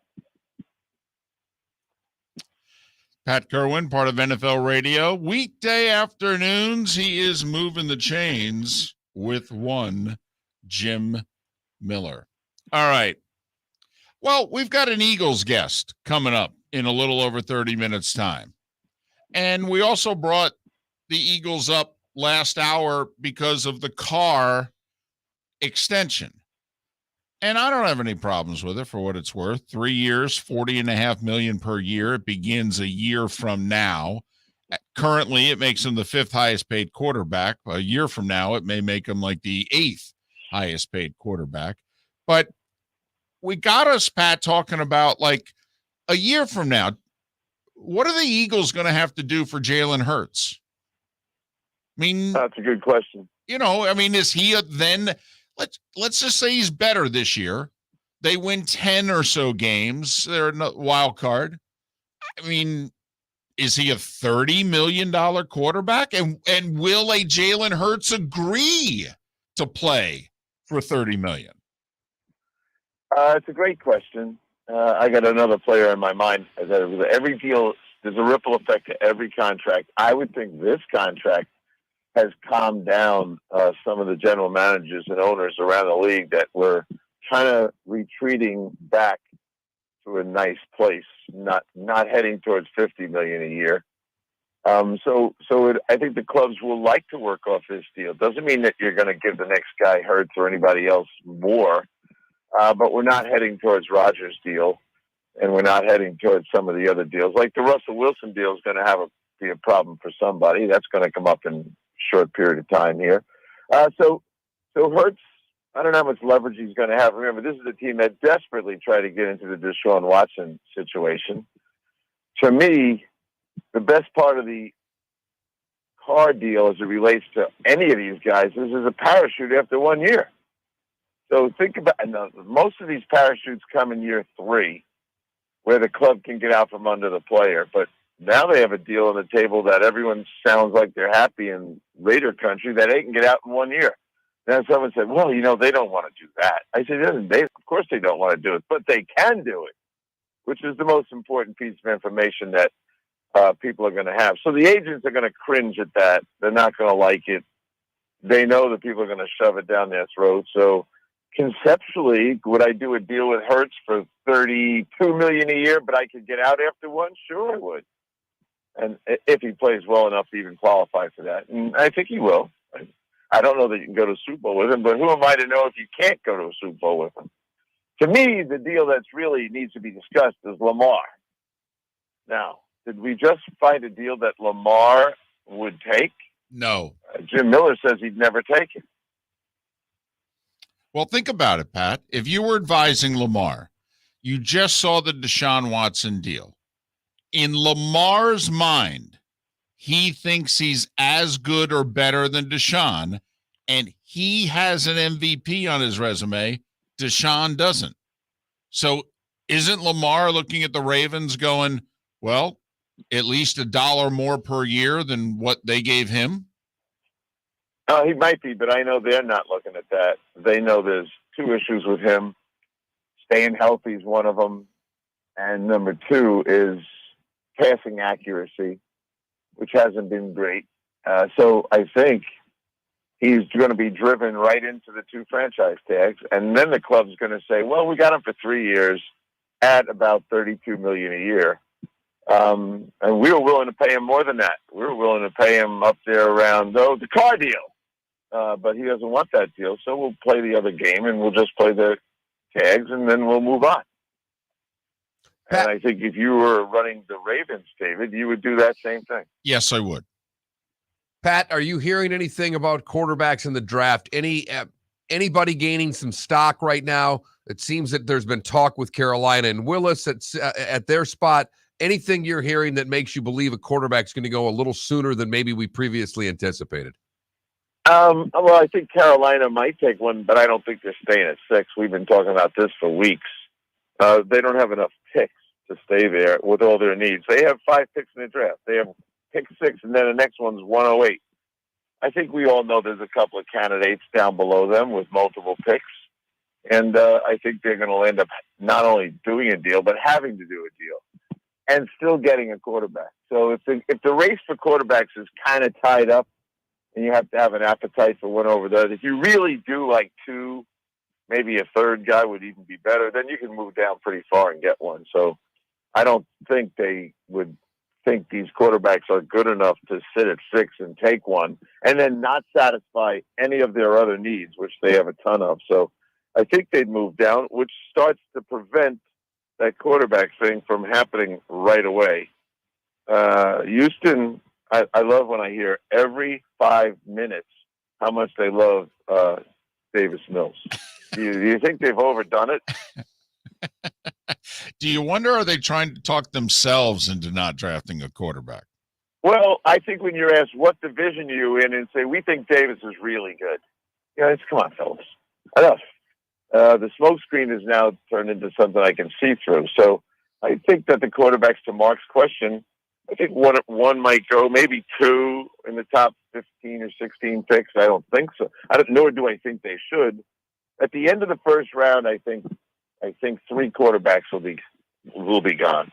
And I think there's a team very excited that if Desmond Ritter's not one of them, they will go get him at the top of the second round, or maybe crawl into that last spot in round 1, Detroit spot, and get him there. But I know 2 teams really like Desmond Ridder the most. What is it about Ridder? Because people have been raving about Ridder pretty much since the Senior Bowl. Yeah. Lots of things. Number 1, very, very bright. Number 2, biggest hand. Well, these are not in any priority order. Big hand. Number 3, lots of playing experience. Number 4, he's won 44 games.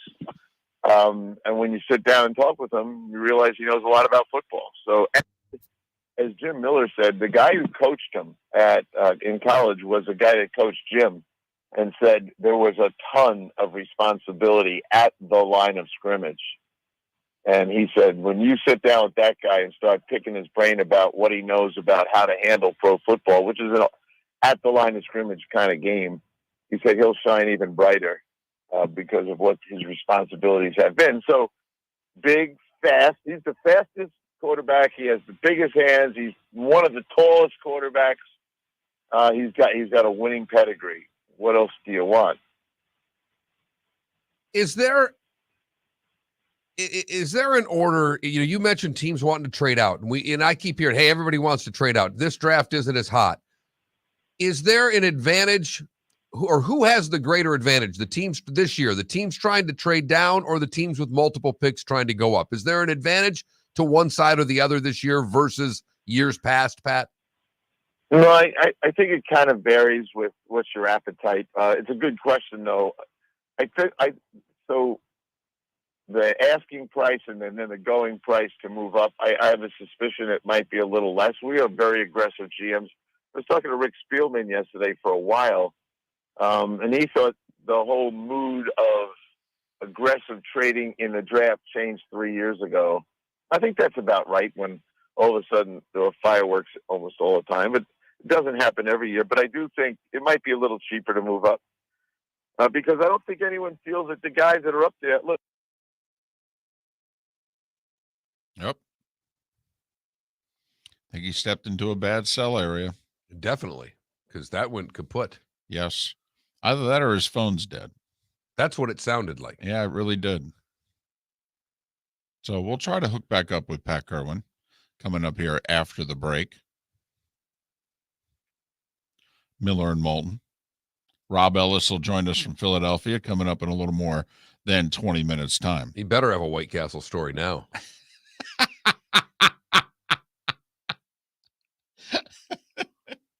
Kidding me? I'm sure he does. On the road scouting. Come on, he spent all that time on Long Island. He's got a castle story. I don't know when's the last time he went to one, but I'm willing to bet he's got one. Miller and Moulton. Ritter will definitely go in the first round. And you've got the Packers with 2 first-round picks and the Chiefs with 2 first-round picks. To me, they're prime candidates to trade one of them out. And I think Detroit still, if someone wants to get that 5th year, I think Detroit Well, I actually think Detroit, if he was on the board at 32, would take him.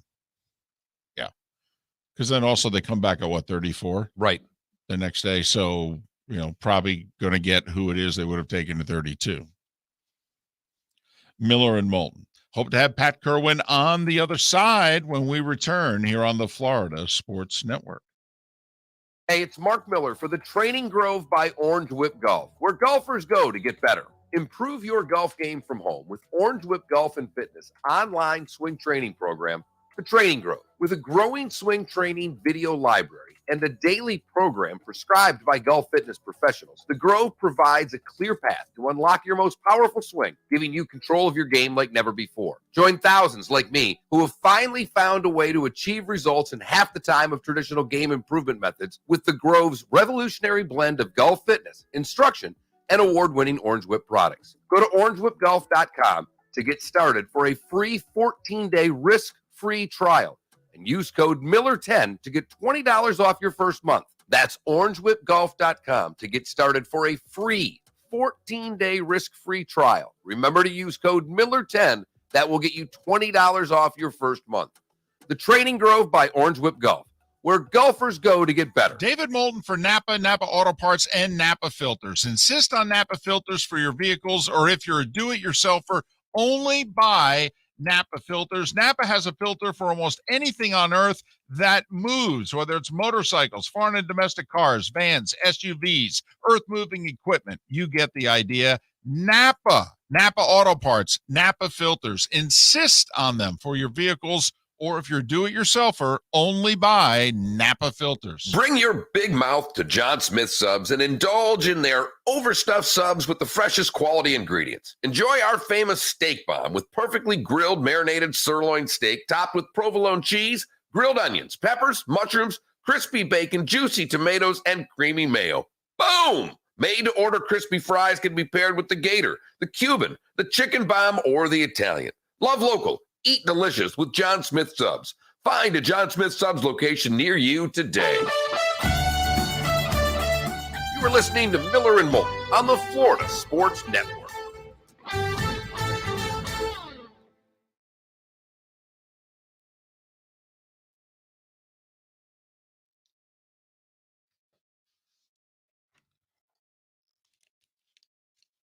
Is Pat on the line? So I went on hold and I picked up the phone and he was there and he said he could hear. But I'm going to call him back now and see because he hung up.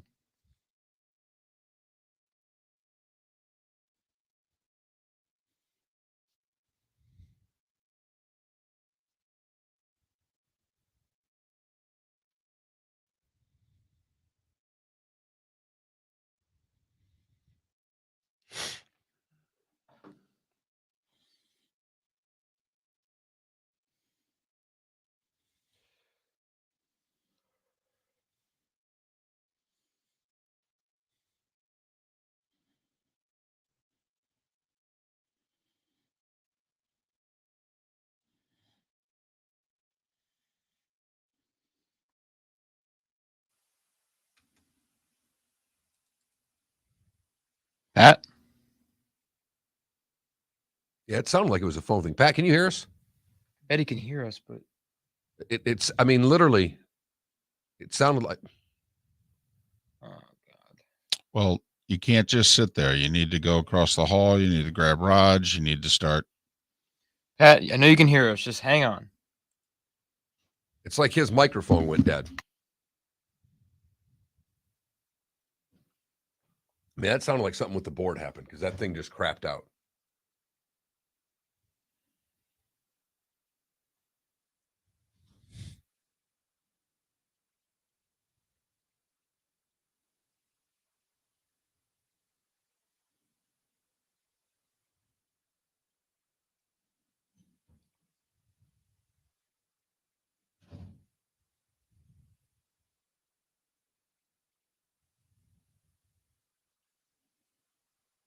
I don't think we're going to have Pat here. Well, we got 3 minutes. Yeah,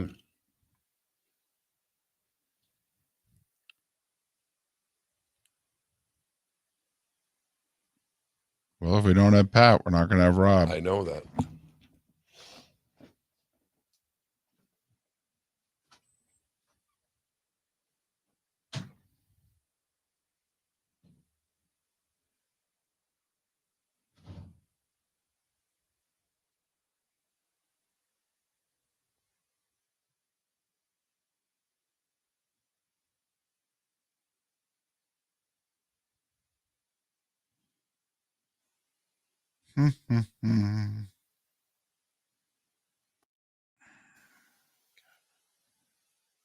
Pat?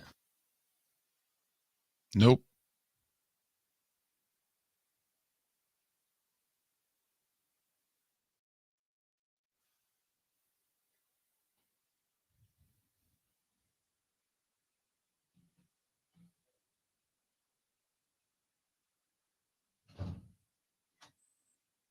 Love to work in a studio that works. I don't think that's anything he did. No, I don't think so either. I don't at all. I don't think it's anything anybody did.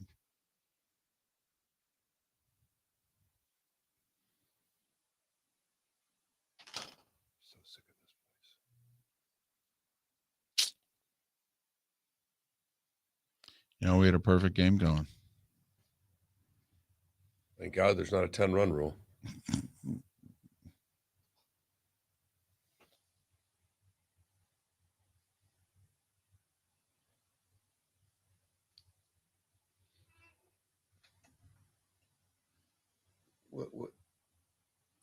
Well, We got 45 seconds. by the way, tell Pat to not come to the station at 10. I forgot the tickets.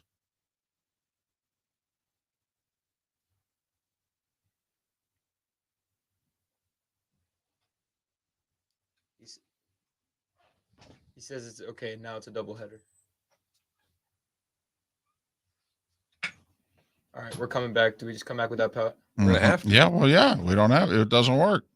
All right, Pat, we're coming.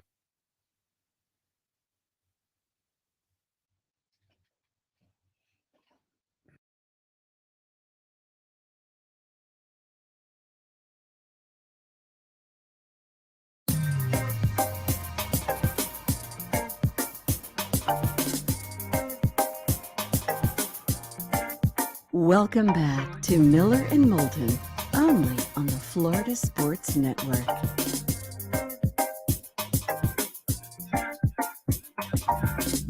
"21 minutes after the hour. Thanks so much for being with us.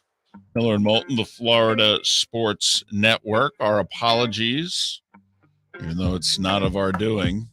The equipment stopped working, and, well, don't think we're going to be able to finish our conversation with Pat Kirwan, and makes it unlikely we'll hear from Rob Ellis talk Eagles and Sixers in about 20 minutes either.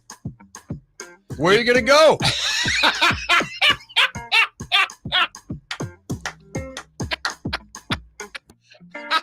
The only problem is I know there are a lot of answers to that. Our perfect bid game failed. Right. So does that mean we have to stay? Not one of us can't pull a Kershaw or a Dave Roberts. A Dave Roberts. Done with this guy. Our apologies. Not our fault, but our apologies. I'd like to get through a week where everything in here works. I think we're going to have to find a new place. You think? Yeah, well, I definitely think. I definitely think. Our conversation with Pat did start with him going, boys, the draft's 2 weeks from today. God, was he annoyed with us at the beginning of that interview. I know. He's like, come on now. Can we get to the football? Although I did like his comment, ham or lamb. Hey, in the good years, you had both. I think we can all relate to that. Yes. And, to transition back to the draft, David, there are a lot of teams in this draft that are in the first round having ham and lamb. Yes, there's 8 of them. There's 8 of them having ham and lamb. By the way, that's our poll question. That Mark Miller, the David Moulton. I should probably retweet it. FL Sports Network, all on Twitter. And then floridasportsnetwork.com.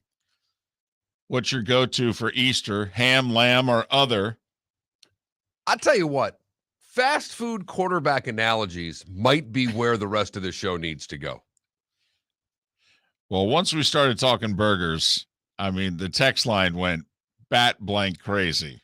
This person says, as a Bears fan, the best ever Aaron Rodgers is a Big Mac. And he says, Bears quarterbacks are like ordering the drive-thru. You think you've got a double cheeseburger, you get back in the interstate and you realize it's a fillet of fish. Man, I hate that. That right there. They blank you at the drive-thru. Although I do have a question. How far are you away from said fast food place before you realize what your order is? Now, I'm not one of those that, while I'm sitting in front of the window, I open up and check. I'm not. But I get to that food really quickly. And you're good at it. You do it solo. Usually whenever we do a drive-thru now, it's a family bit. And that makes the wife in charge. She becomes the waiter/waitress at that point. Right. Distributing food first to the child, then to the driver. But I would get busted on this because literally my wife, we just went to Chick-fil-A the other day after leaving the show last Thursday, a week ago today, ran through Chick-fil-A. She goes, you want your sandwich? And I go, no, let me get on the highway first. I like to establish the driving before I start eating. I don't know if that question's ever been asked with me. Yours is gone before you get on the interstate, isn't it? Well, first off, I don't let anybody else get to my sandwich. So if there's a big bag of food there, like in the middle, and let's just go back 10, 12 years when the daughter's at home and the three of you are traveling together. Right. And you go through said drive-through. Correct. You order yours, the iced tea and the fillet of fish for your wife and whatever it is your daughter's getting.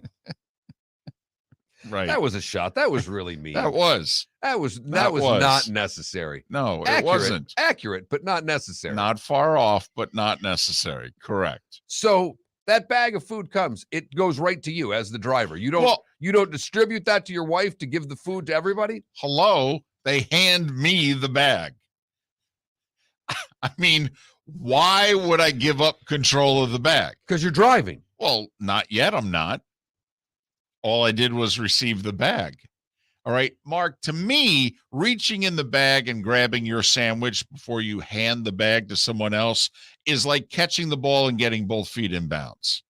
All right, the bag is the ball. All right, I catch the ball, and then reaching in with the hand is getting the 2 feet down.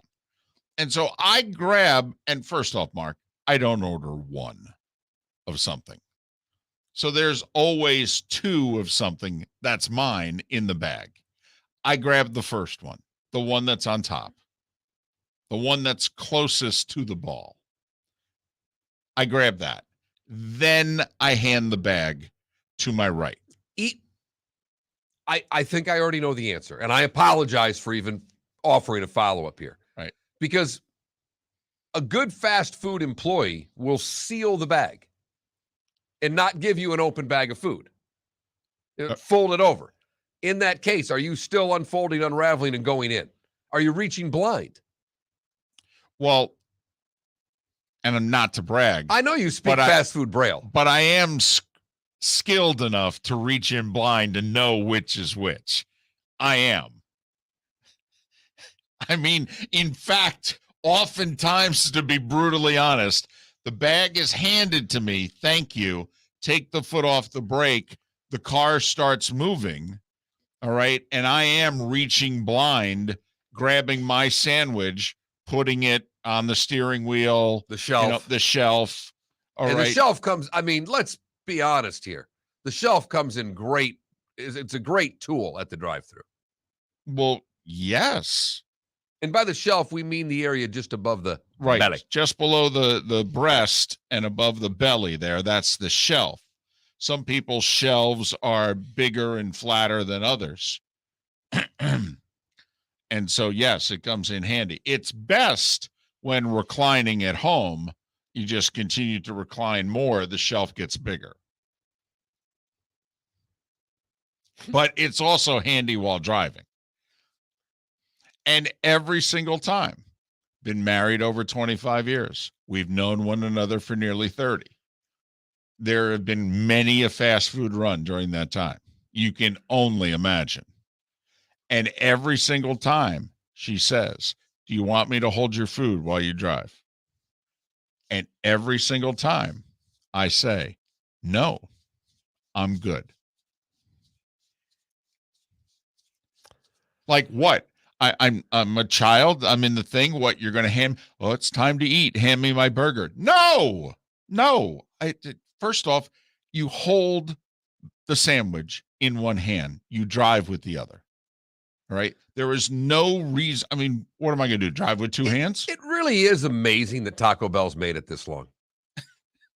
Because it's impossible. We all know. I mean, you can try a burrito and unwrap a little bit of it. I mean, it can be done. We all know it. We've done it.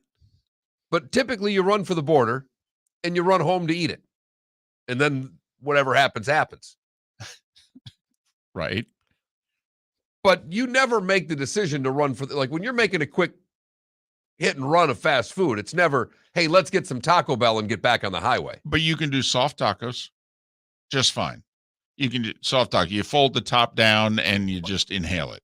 You're fine. You and I can, because there's no more than 2 bites in that taco. Yeah. I mean, maybe a little cheese and lettuce will somehow, spill. It will. Big deal. The lettuce will spill. Whatever. There will be lettuce, David. Okay.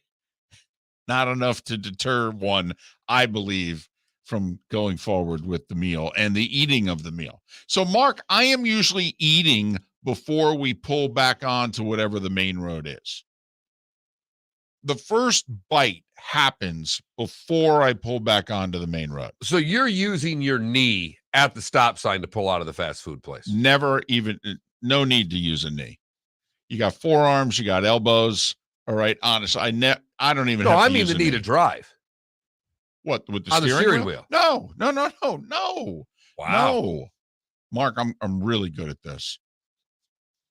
Coming soon on FS2, Drive-Thru Eating, starring David Moulton. I mean, as Dick Vitale would say, I'm a PT player. Miller and Moulton. Thanks for listening, Florida Sports Network.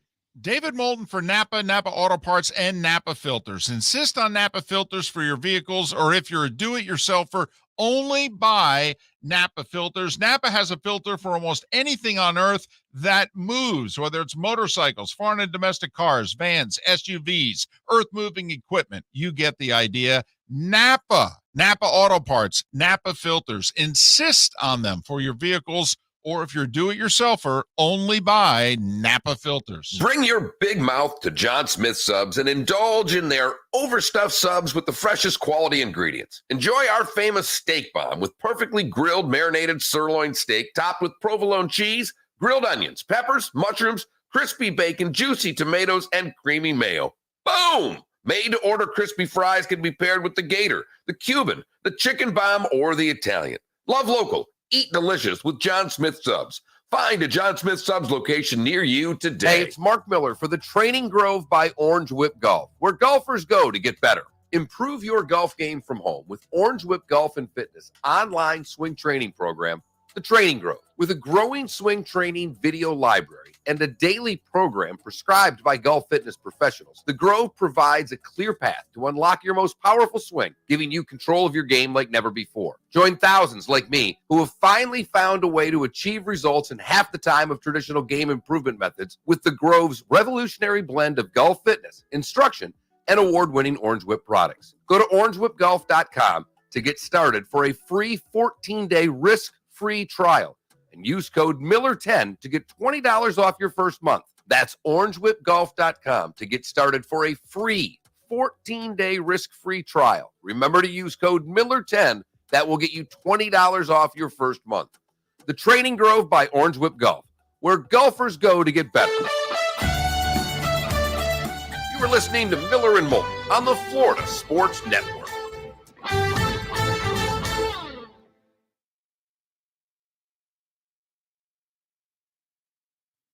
Sean, that's very accurate. Mark is let me get on the highway first years old. That is very accurate.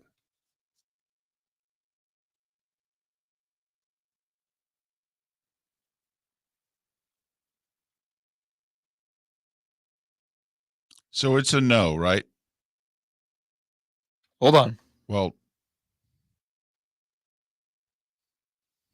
Let me just try one more thing really quick. okay.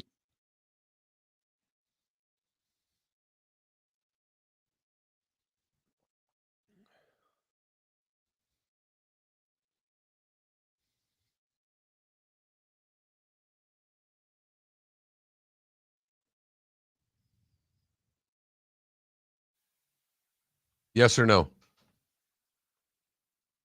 Nope. No. Okay. Shit.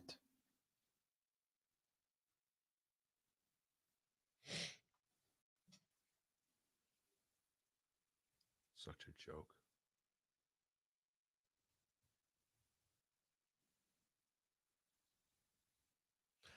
I've had one Culver's burger. I've had one bite of my daughter's Culver's burger. It doesn't do much for me.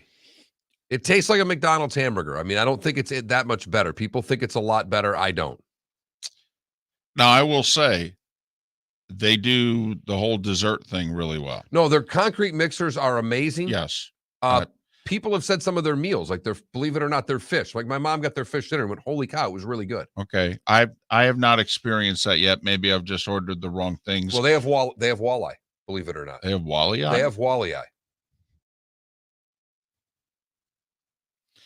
That's good to know, ugly bag of water, because I've stopped going there. And there's one pretty close to my house. Really close, yeah. You get that whole row there. Mm-hmm. He's trying to Canada. He made release. an offer, right? 54 something a share. Yeah. Like I think, all right, for all you raving on the Culver's burgers, better than Five Guys, because that to me is the gold standard for a fast food style burger. And I'm really not going anywhere else to get one. Okay, there you go. I get that they have the drive-through. I'm not going to stop eating concrete mixers. I have for like 37 days now, and it's starting to really, really tick me off.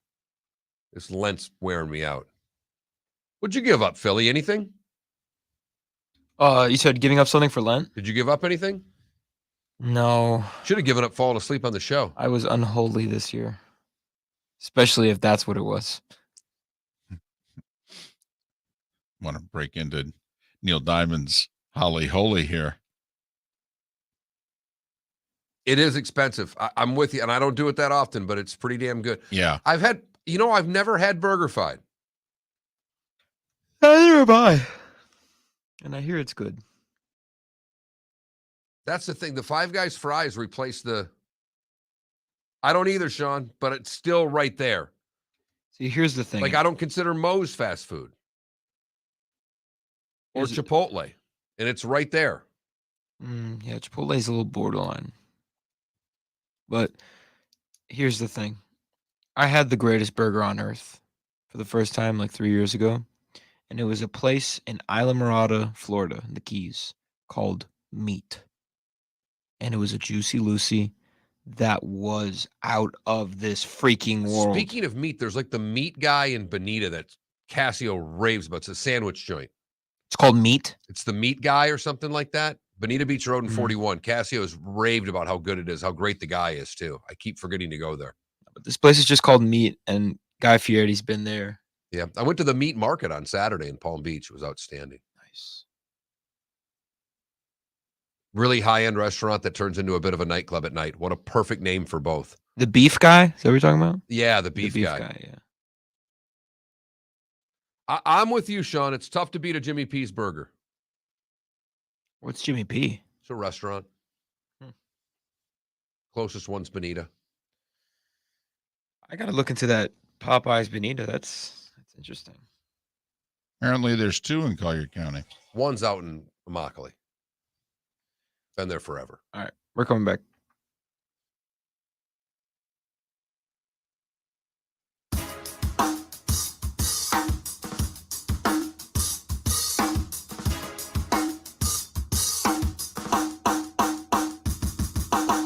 Welcome back to Miller and Moulton, only on the Florida Sports Network. 22 minutes before the hour. Miller and Moulton, thanks so much for being with us, the Florida Sports Network. Our poll question, what's the go-to for Easter? Ham, lamb, or something else? I'm guessing ham is winning. Running away with it, very low vote total. They didn't like our poll question today. Wow. Surprising. I mean, we were going to go like unwritten rules in baseball, and we figure, well, that's not going to do Probably well. should have. Need to improve our poll questioning. I think we need to get snarkier. Well, here's the thing. Being snarky with a poll question is not being snarky at an audience member. Right. It's just being snarky in general, and I think our audience can appreciate that. We're not picking on any one person. We're just picking on the poll question a little bit. I like how someone responded to the poll question, says, can't afford meat these days. Going with the spam lamb, I take it. Damn. Sorry to hear that. Pulling my, late MASH episodes for you there, David. Well done. Nearly 2/3 of you saying ham. Other getting as many votes as lamb. There was a story in the Post the other day, David, that I was hesitant to bring up on the show. For probably good reason.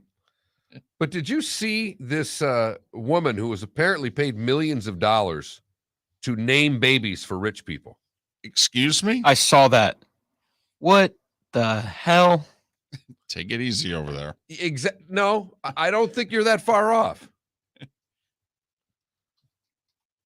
Naming rich babies, getting paid ungodly amounts of money. Wait a minute. This is serious. This is somebody who's making their living coming up with names for other people's children.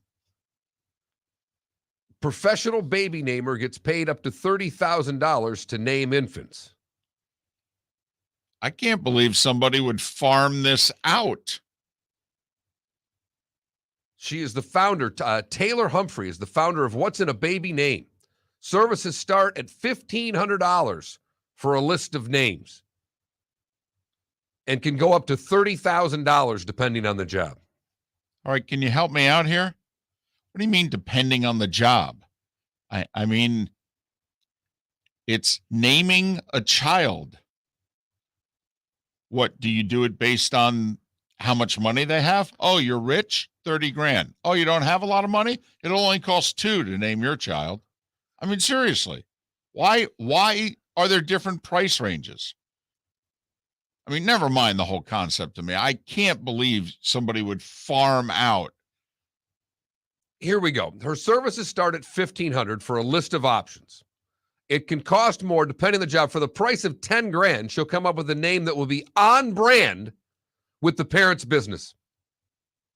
What if the parents don't have a business? What if they're just workers? Like, then they can't afford someone to name their kid. Well, apparently they're stumped, Mark. I don't know what to tell you.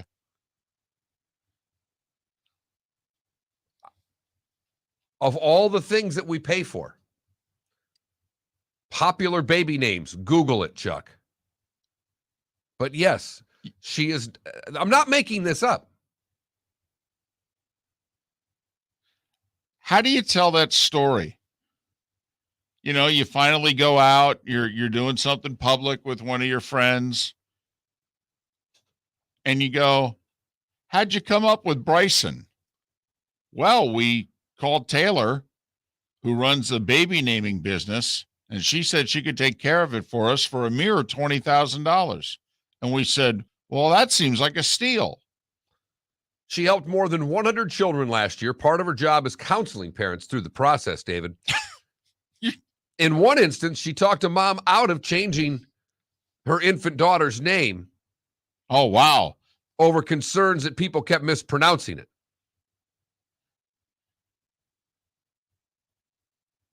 During another emergency situation, David, an emergency situation, she curated a list of 50 names for a child who is Lebanese, French, and being raised in America. Hold on. The client chose Chloe, which was her top recommendation.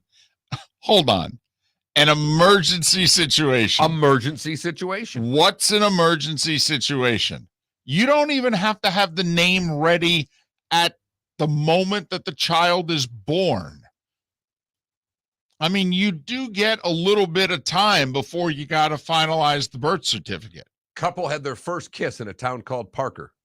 She came up with the name Parks for that couple because apparently Parker wasn't unique enough. So those two yahoos couldn't come up with that themselves? Apparently not. She scans everything from film credits to street signs for inspiration. Why don't you get out the Ouija board while you're at it? Well, there's no word whether or not she does or doesn't. This is a real thing. Yes, it's a real thing. Do you think I would go through the trouble of making up something this stupid for this show? Listen, we do look up a lot of stuff on this show. It's possible that maybe you stumbled down, I don't know, you're on the Onion and you don't realize it. No, I'm on the Daily Mail, and I found the story yesterday on the Post. The first one that popped up of this actual story was across the pond, but I found this story yesterday on the Post. And I found it appalling yesterday. We were supposed to have Rob Allitz. The phones crapped out. I reached down into the bag of burgers that I have here, and this is my double cheeseburger. Taylor, given baby names for 10 G's. I can't believe somebody would farm this one out. Now, if you follow her on TikTok, apparently she'll give you some advice for free. Well,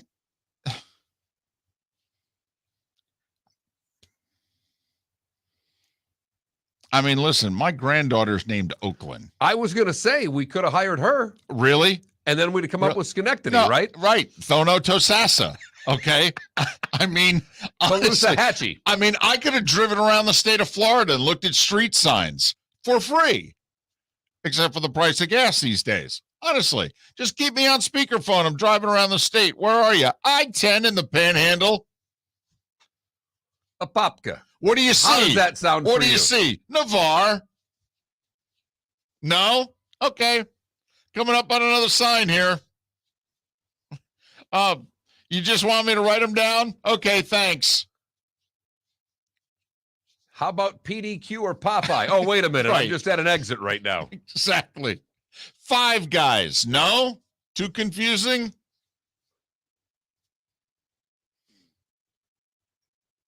It's unreal. I mean, wouldn't you ask other people in the family before you would do this? Hey, believe it or not, we're struggling to come up with a name. Also, I mean, you start thinking about this midway through the pregnancy. Midway? Okay. I'm just guessing that most people just want to wait. You get past a certain point, you think everything's going to be okay. Right. And then before you start, getting all in emotionally. But you're right. You get through your first trimester, of which bad things can happen. Anybody who's gone through having a baby understands that. So you get to month 4 here. Yeah, maybe month 5, and then you're like, okay, we're halfway through this sucker. Start coming up with some names. Yeah, right. I mean, the easy stuff, the color of the room and what have you. I mean, that's easy. But then you go real names, because I know we had a lot easier time. Thank goodness we had a daughter, because we were in lockstep with the daughter's name. The son we were having a lot more trouble with. It's funny you say that, because the wife and I were very quickly easy on a daughter's name, and we're debating for months what the boy's name We would finally be. had one, but I will say it was the funny thing. You can easily tell when your significant other has dated someone of a name that you like when you throw the name out and no comes so quick, of a good name. Right. Just a good, solid. Right. And we're, my wife's far more Catholic than I am. And I actually threw out Luke. No. Oh, must have dated one of those. Oh, really? Huh. Do tell. Right. Tell me about Luke. Maybe I'll bring that up at Easter dinner to her mother. So, can you tell me about Luke? Can you tell me, was there a Luke that I should know about? Right. Well, I was married once before, so I knew there was one girl's name that was out of the question. Right. That one. Otherwise, everything else was on the table. That's remarkable. I didn't think that existed. Honestly. I saw it yesterday, and it's one of those you just kind of put in the back of your head and go, if we need this, I can go back to it. Well, I felt as if we may have needed it today. Text line, text FSN Radio to 21,000, FSN Radio to 21,000. Someone says someone needs to be slapped with this story, and it's not the newborn smack on the rear. Got that right. I just don't know how you tell the story. How do you tell your parents? How'd you come up with Harry? Oh, we paid Taylor $8,000. What? Excuse me? For that? How about you give me 4? I could have given you something better than that. Right.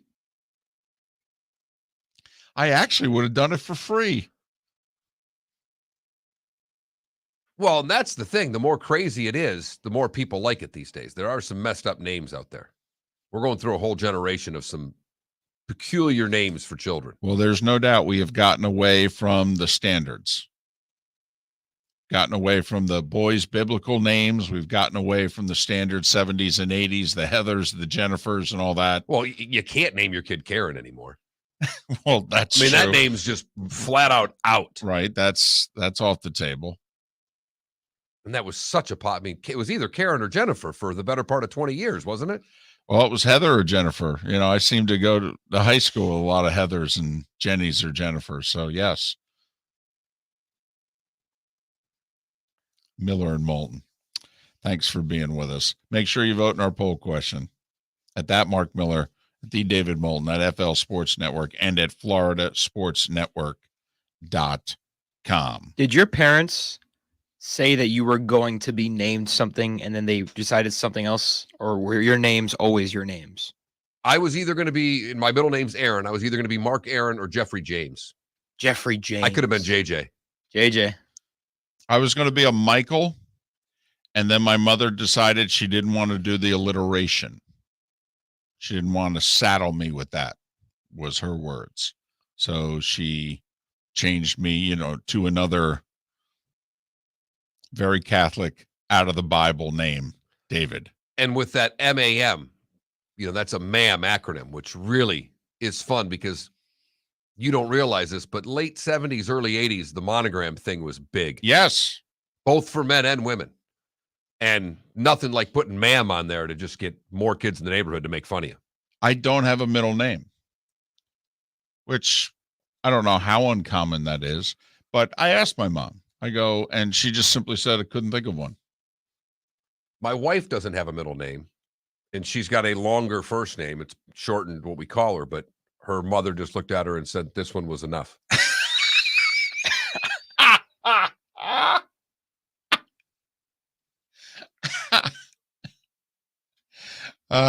See, I was kind of forced to have a middle name because I'm Hispanic, so. What were you going to be if you weren't Felipe? Marco. Fine name. Yeah, Felipe is a little more sophisticated, though. Every time I introduce myself to, the gringos around here, they're like, "Ooh, Felipe." I'm like, "Yep, that's my name." Wait, I'm sorry. How do they react again? Oh, Felipe. Oh. I'm like, yep, that's me. Yep. That's where I wish we had a camera on them so you could have saw all the body English that went into that. Oh, that's awesome. Are you Mexican? No, I'm actually Cuban. A lot of trauma over there. There is. Apparently, it's all coming out. This therapy session may have to end because we're about to commit an FCC violation. That's all I know. I think he is without realizing it. Exactly. Well, it's my own personal experience. We're not doubting it. Being named Felipe Agustin Alvarez.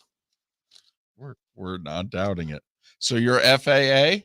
FAA. And until I was 14, I wanted to be a pilot, and the FAA is the Federal Aviation Administration. What? Thank you for that. It is? Wow, another discovery on the show today. I'll tell you, this college education's really taken hold for you. Maybe we can get Mom back on the show. Mom was great off air earlier. had the best jokes of the day, actually. Were from Mom. It's another reason to watch us on Twitch. When Felipe calls his parents about once a week during the break to ask them a question for something we brought up on the show, and Mom was all over it. Oh, there's another one of those Miller and Moulton questions, huh? But she had the same answer as me because you guys asked me, what's your go-to meal? I don't know. It's different every year. And I asked her and she said the same thing. I don't know. Go-to Easter meal. Let me specify. We got a texter says Felipe is the worst name, and I'm named Felipe. No one can say it, and I'm Brazilian. Oh, Yes. when I order something, like, oh, what's the name for the order? I just say Philip. SEEC me in our Twitch chat room said, wait a minute, David, I thought you had a middle name. It's called Run the Damn. There it is. Nice. Well played. For those of you in Tampa, St. Pete, Lake City, Port Charlotte, and Venice, thanks so much for listening. The bonus hour is next. Miller and Moulton, the Florida Sports Network.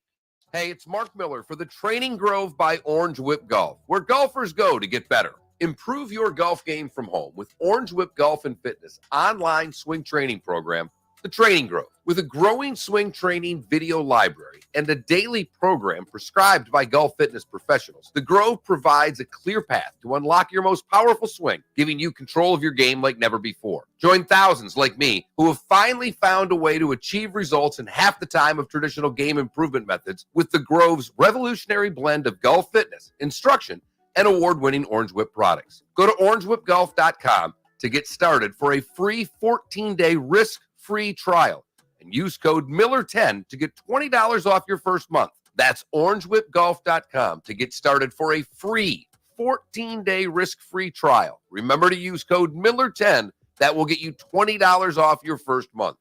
The Training Grove by Orange Whip Golf, where golfers go to get better. Bring your big mouth to John Smith Subs and indulge in their overstuffed subs with the freshest quality ingredients. Enjoy our famous steak bomb with perfectly grilled marinated sirloin steak topped with provolone cheese, grilled onions, peppers, mushrooms, crispy bacon, juicy tomatoes, and creamy mayo.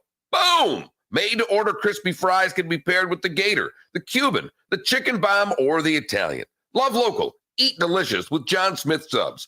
Find a John Smith Subs location near you today. David Moulton for Napa, Napa Auto Parts, and Napa Filters. Insist on Napa filters for your vehicles, or if you're a do-it-yourselfer, only buy Napa filters. Napa has a filter for almost anything on earth that moves, whether it's motorcycles, foreign and domestic cars, vans, SUVs, earth-moving equipment. You get the idea. Napa Auto Parts, Napa filters. Insist on them for your vehicles, or if you're a do-it-yourselfer, only buy Napa filters. Hey, it's Mark Miller for the Training Grove by Orange Whip Golf, where golfers go to get better. Improve your golf game from home with Orange Whip Golf and Fitness online swing training program, The Training Grove. With a growing swing training video library and a daily program prescribed by golf fitness professionals, The Grove provides a clear path to unlock your most powerful swing, giving you control of your game like never before. Join thousands like me who have finally found a way to achieve results in half the time of traditional game improvement methods with The Grove's revolutionary blend of golf fitness, instruction,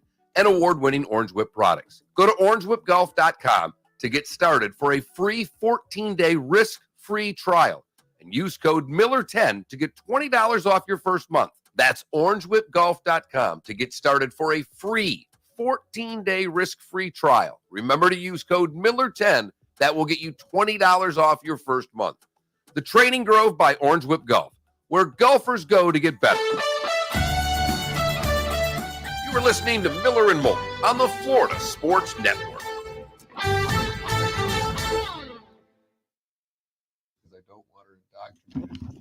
Two reasons. That's hysterical.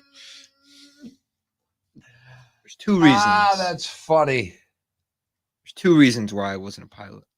You have to have good eyesight and you have to be good at math. Not in my direction. JT hit it in the water off a tee on his first shot.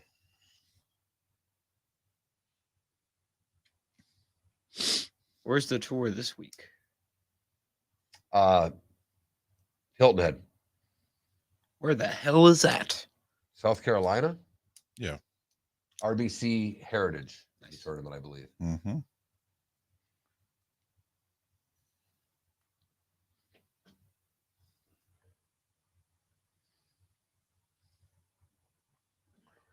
Hey, would Roto do Wednesdays at like the middle set, the small Wednesday 9 o'clock short segment to do golf?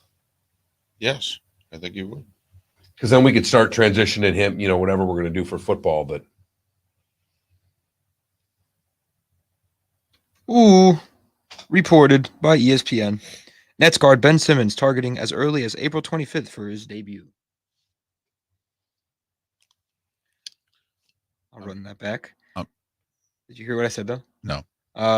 ESPN reported Nets guard Ben Simmons is targeting as early as April 25th for his debut. So, game 4. He's playing. Wait. Well, the series begins this weekend. Which is, okay. Yeah. It'll be game 4. They might need him. Yeah? And I think Boston's getting Robert Williams back, Yep. a.k.a. the Time Lord. Tiger Woods set to play in the J.P. McManus Pro-Am in Ireland, July 4th and 5th. And then I'm guessing he'll stay over there and he'll. Bingo. I will say, Guillermo, I'm really good at operating vehicles. Like, I'm a very, very good driver. And I'm very good at, like... Anybody else thinking I Rain just Man did. right I now? just did it. I did it in my head. I'm a good driver. I'm a good driver. Yeah, I'm a Wapner very and good 5. driver. Wapner and 5. Very good. You ever seen the movie Rain Man? No. Do me a favor. Just Google Rain Man. I'm a very good driver right now. What, does he crash after? Like, No. You don't. No. You don't know the movie. You don't know the movie. But it was an Academy Award-winning movie. It was very popular. It's a great movie. Not good. It's a great movie. It really is. Dustin Hoffman, Tom Cruise. Hey, man, I'm a good driver. All right, here we go.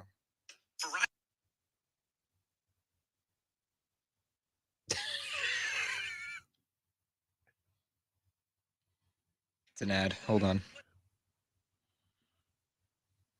Kmart sucks. Here we go. Are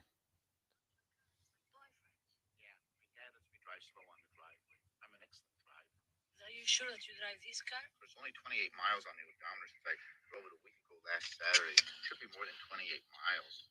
My boyfriend is coming. Of course, today's Monday. I always drive the car on Saturday. Never drive on Monday. That's right there. You just went right Rain Man on us. I'm an excellent driver. That's good. Come on, come on. He's not a toy. He says he drives. Hold on. Okay, I'll watch the rest of it.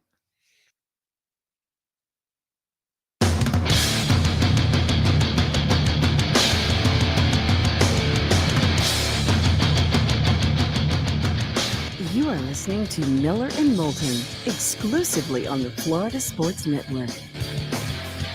And now here's Mark Miller and David Moulton. The bonus hour. Thanks so much for being with us. Miller and Moulton, the Florida Sports Network. Poll question at that Mark Miller, at the David Moulton at FL Sports Network, and also at floridasportsnetwork.com. Easter. What's the go-to? Ham, lamb, or something else? Seems as if nearly 2/3 of you, ham was the go-to. Let us know. We'll have it up there for a couple days. So the big news out there right now in the world kind of transcends a little bit into sports because Elon Musk has just offered $41 billion or $51 billion to $41 billion cash to buy Twitter. Cash? Cash offer, an all cash offer to buy Twitter. Done. I don't know why we have to meet about this. Whoever can make this decision, do you really have to have a meeting about this? It's a 38% premium to the April 1st close of what Twitter stock was at. $54.20 per share. Basically, it boils down to me, is the only way they wouldn't accept it is if they hate him that much. Which is possible. Because they're going to get stupid rich off of accepting it. Right. I have no idea, how many people are in on Twitter in terms of how the 41 billion gets divvied up. But yeah, and I don't care if it's undervalued, right? Like he's only offering about 54 and change, and Twitter's much more than that, isn't it? No, that's a 38% premium to the April 1st close. Oh, okay. So it's worth far less than that. Oh, well, oh my God. Well, I mean, it's basically 40% higher than what the stock was on April the 1st. Well, then what are we even meeting for? I mean, how much do we hate Elon Musk, and will we sell to him? Well, who cares? Who cares? It would take the company private. It's now a publicly traded company. Right. That okay. Could be a dilemma for people on the board. But the funny thing is that he bought the 13% stake in the company. They offered him a seat on the board. He turned them down. I know, which I found interesting. And now he's trying to buy it. So, look, I'm not trying to be a stock expert or anything like that, but it does intersect our world because Twitter's for breaking news and breaking sports news. It's the modern day newspaper. It's a modern day headline. Okay, yeah. It's not a newspaper. It dumbs us down even more. But you're right in that, I mean, I do think the three of us find out more of what's happening in the world off of tweets than most anywhere else. I would agree with that. Sports or otherwise. Would Adam Schefter be nearly as relevant without Twitter? Well, I mean, in theory, he's not going to buy it and get rid of it. So, but he would change some of the rules. So just a little something to pay attention to today to see if Twitter becomes private by day's end. By the way, a report said 100% cash. Yes. To buy it. Yes, a cash offer. So you're going to have to cancel any space missions just so that he can, remain liquid? No, I think he'll start having more space missions because what he charges people to get on that thing could be paying for Twitter at the end of the day. Yeah, he'll have plenty. $41 billion, and I'll pay it in cash. Cash.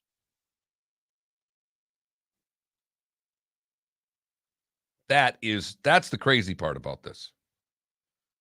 How long does it take, when you go to your bank and say, all right, I need to cash out? How much? 41. I mean, what do they work all week counting it up? All week, all year. How many vehicles you need to transport this? Wait, how you paying? Cash? We'd prefer a check. No, gonna do it cash. All I'm imagining is those old Looney Tunes right. cartoons when the lady runs to the bank. I'd like to deposit 1 million pennies, please. You have to say yes to this. Come on, you can't hate somebody that much. You can't. You can't. Is there a person in your world that you would say no to because you hate them that much? They're offering you 40% over what you can get, and never mind the figure. Yes. Really? Yes. No, not me. Not me. In fact, it would be really easy for me. And I know you can say, well, because I could get it for somebody else for $30 billion. No, I just don't like this person that much. Wow. I'm impressed. I'm impressed that you can dislike somebody to the tune of $41 billion. I really am. I mean, I will have forgiven Dennis Potvin and the Islanders for all the pain that they caused me in the 80s for $41 billion. Cash? You know what, Dennis? I was wrong. How about that? I was immature. And I can tell you this is a very immature stance by me. But I would stick with it. No. Come on now. No. Hate somebody. I would have to admit, I sort of feel like I'm putting your wife's heels on here. All right. Which she'd go, hold on a second. I just hear you right, honey. There's this one person you dislike that much that they offered us $41 billion for the company, and you go, nope, not you. Not you. Not you. I'll take $30 billion from him. Okay, but not $41 billion from them. In fact, the list has two people on it. Whoa! The more you think about it, there are two people I would never sell to. Come anything on. in my life. Come on. No. I'm not joking. Well, I tell you're getting all bent out of shape here. It's 41 billion. I understand. Not million. For you know what? For 41 million, I'll hold a grudge. I will. Absolutely. Well, one, it could be $41. It matters. The amount matters not to me. Huh.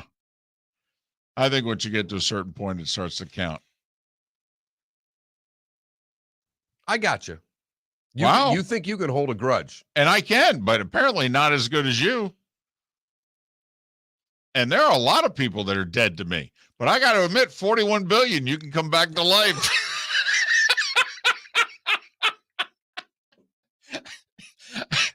you know, this is the right time of year to bring that up, David.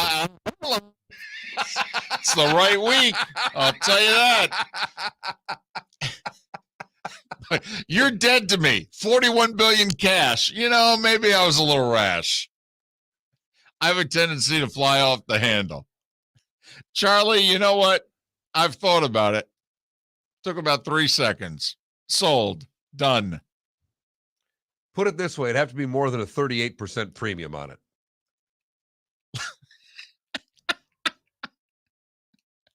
I'd love these negotiations.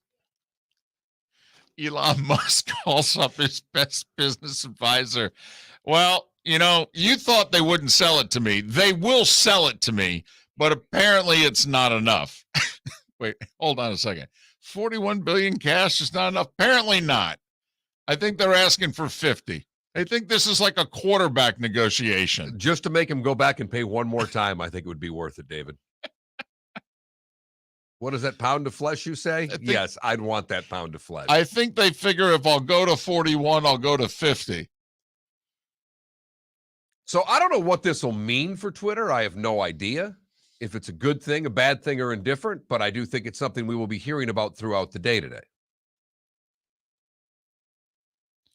Well, Guillermo says in our Twitch chat room, for $41 billion, I would adopt Bartman and feed him Chicago dogs for the rest of his life if I had to. Unbelievable, Guillermo. It was not his fault. I cannot believe that, especially since you guys have now won the World Series. I cannot believe even Red Sox fan got off the whole Buckner thing, which they never should have been on. That was only game 6. They had a 3-0 lead in the 6th inning of game 7. We can go through all of it. Same thing with Bartman. That was game 6. That was game 6. The Gold Glove shortstop lets a 2-hopper go through his legs, and you're blaming a guy with a hat and a beer and a dog sitting in the stands. Unbelievable. It's just easier. Revisionist history is far easier that way.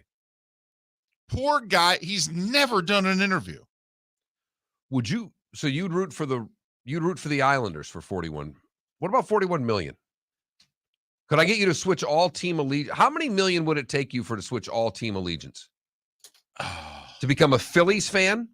Here's the problem. An Eagles fan and an Islanders fan. I'm not even going to bother with the NBA. All right, here's the problem. Because, I mean, who's really a rival of the Knicks? They're terrible. No, they just mess things up themselves. So it would have to be a lot more money than you think, not for me, especially at this stage of my life. I mean, because when the Eagles played the Patriots, for as much as I love Brady, I wanted the Eagles to win because I know so many Eagles fans, and I knew what it would mean to them.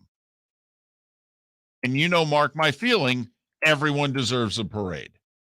So I really wanted the Eagles fans in my life to have a parade.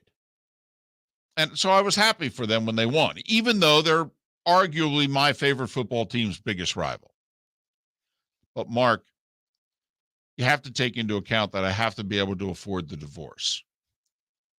Okay, because if I turn down this, and my wife would be like, hold on a second. So you're still going to watch just as much sports, but now we're going to root for teams in different colors? And they offered you how many millions? And you said no? And then I'm trying to explain to her, honey, you don't understand the pain when I was a teenager that the Islanders caused me. And she'd be like, yeah, we're done. So it's not just having to buy my fandom. It's then having to pay for the divorce. Well, it is interesting. Great. You can try this at dinner this weekend. If my wife's a diehard Pittsburgh fan. There are teams that she really hates. It hates my hockey team for And some I reason. don't get it. I know, especially since they beat them usually But like they a never drum. played. No. They weren't even. But anyhow. Right. To get a Pittsburgh person to switch their fandom to another team. I know. Well, the first thing you'd have to do, also, you'd have to pay for the move because you can't live in Pittsburgh and root for somebody else. So now, think of all millions of people we'd have to uproot. Who's the Steelers' biggest rival? Ravens. They don't like the Patriots either because they got beat like a drum. But at the end of the day, it's the Ravens. And it's not just that the Patriots beat them. The Patriots come to Pittsburgh and beat them in championship games. Yeah, they don't like them very much, No. but they hate the Baltimore Ravens. I was talking to Max Starks last week, 10 years of tackle, 9 of them with the Steelers. And he says, I'm almost ready to forgive Terrell Suggs. Not yet, though. Not yet. Miller and Moulton, the Florida Sports Network.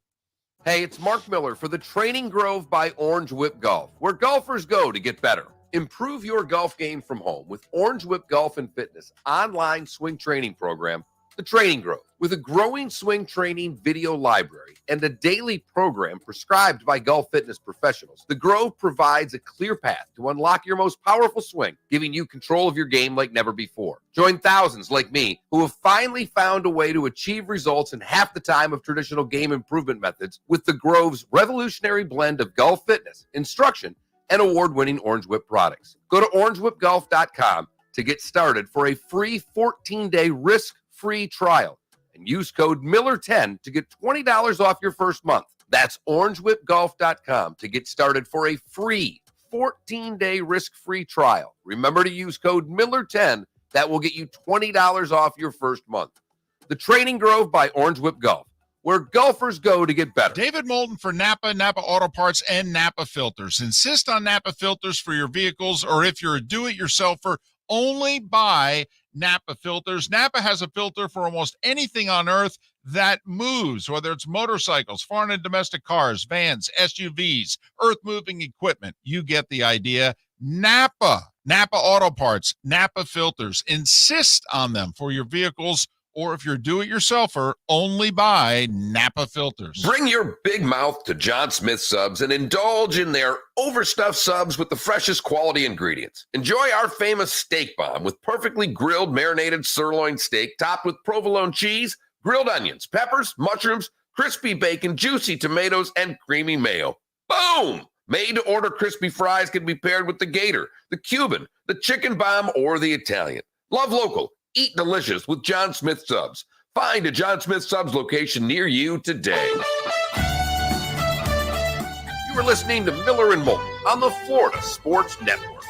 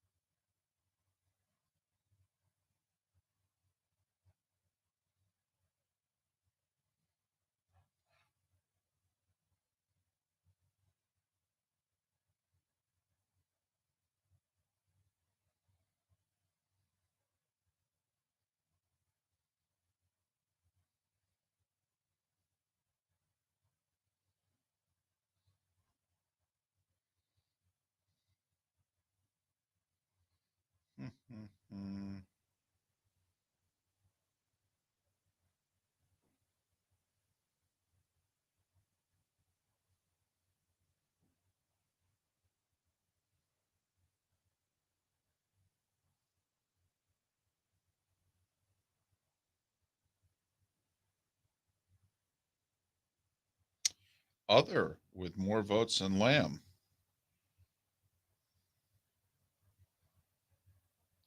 Ravel says 43 billion. Okay. I'm seeing 41 everywhere, but Okay. 41.39 million is what Gotcha. Reuters is. Ravel says this is his worst business decision ever if he doesn't effectively work to eradicate the hate and toxicity of this platform. Oh, I don't know about that.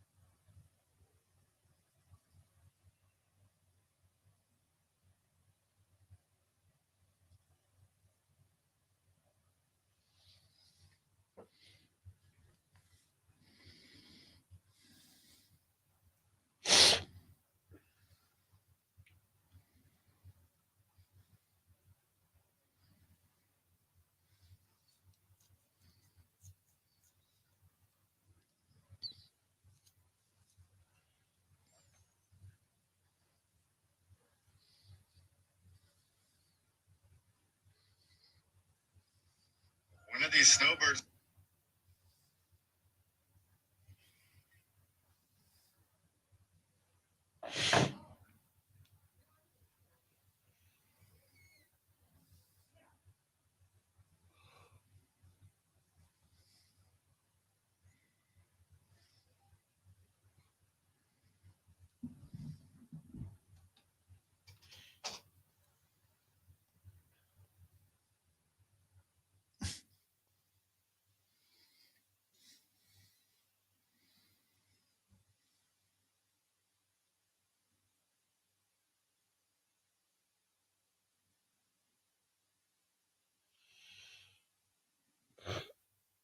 June 14th, 1974, Nolan Ryan worked 13 innings while walking 10 batters and striking out 19. Pitch count 235.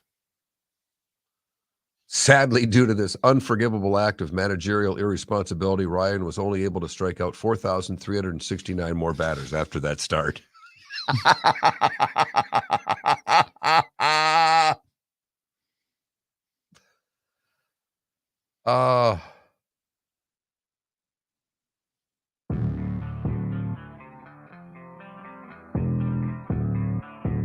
Thanks for listening. And now, more of Miller and Moulton on the Florida Sports Network.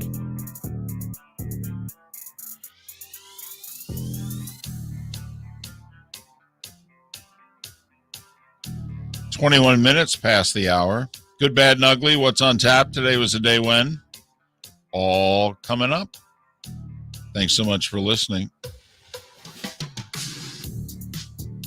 Kershaw, the big story in sports yesterday, being pulled after 7 perfect innings, 80 pitches.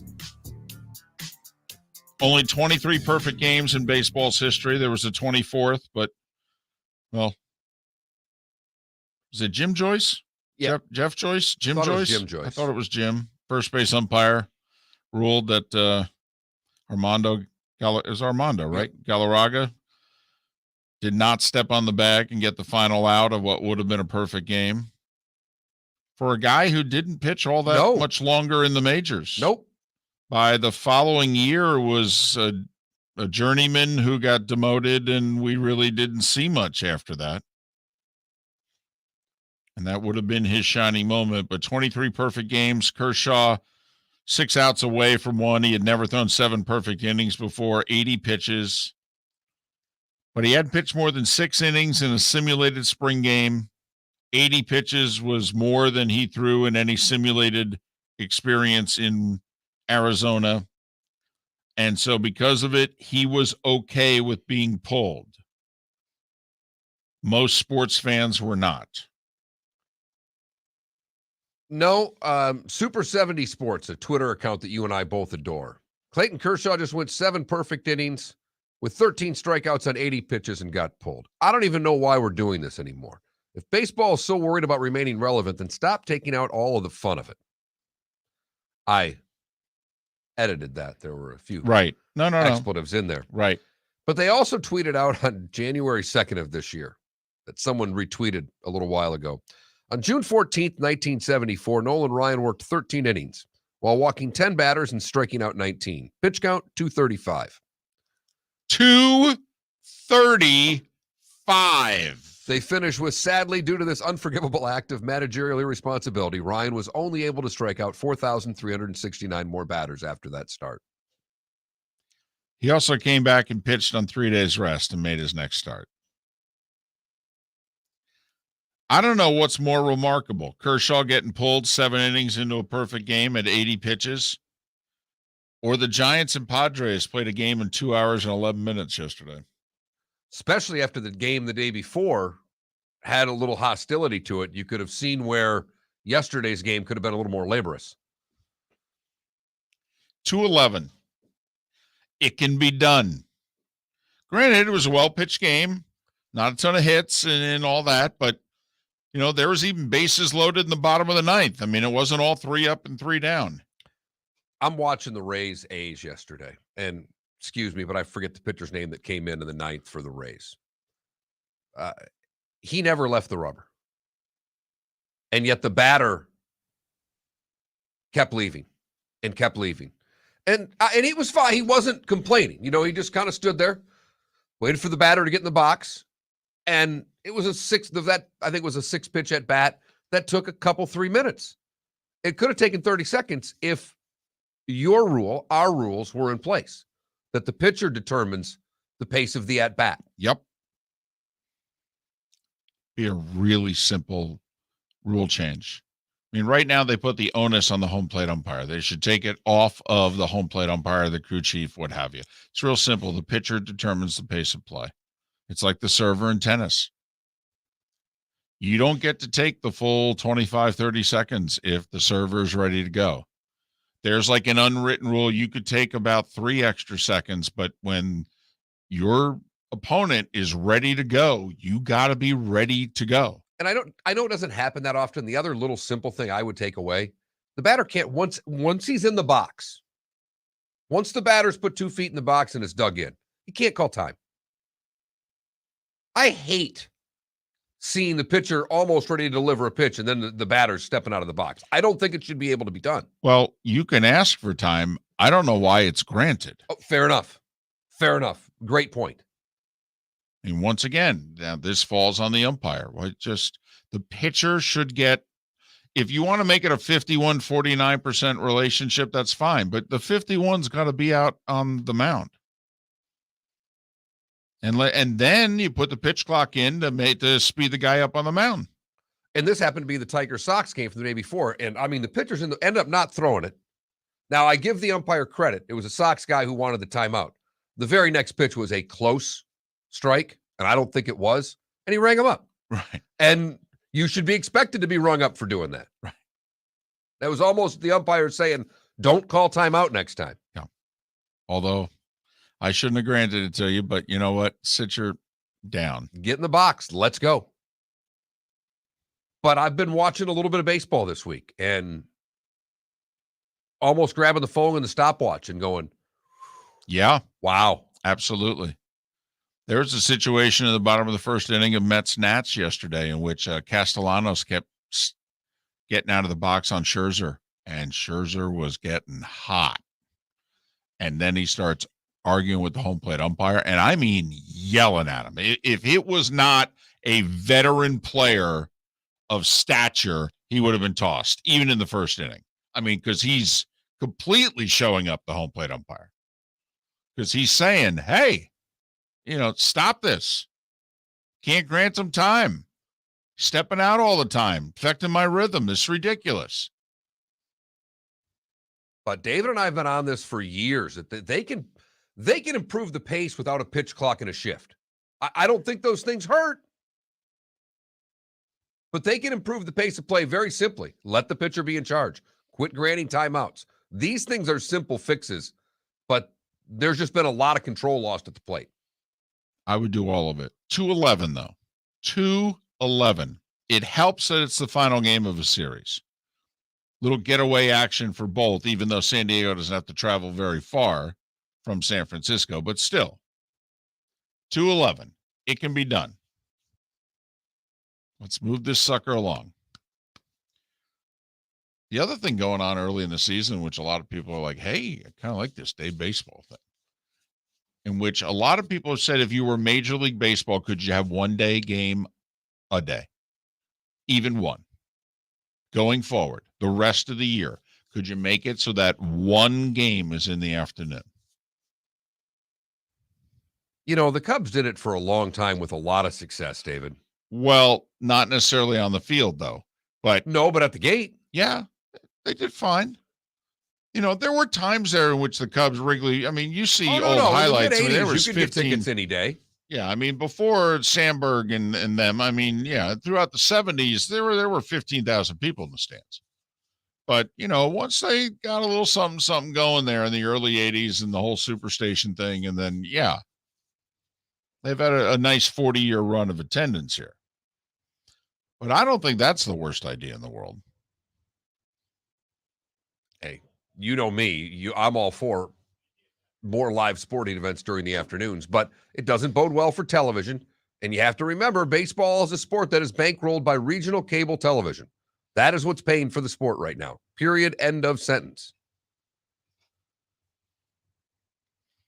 I would like to think there's a franchise out there that maybe has attendance issues that might want to sign up for like, hey, we'll be the Tuesday.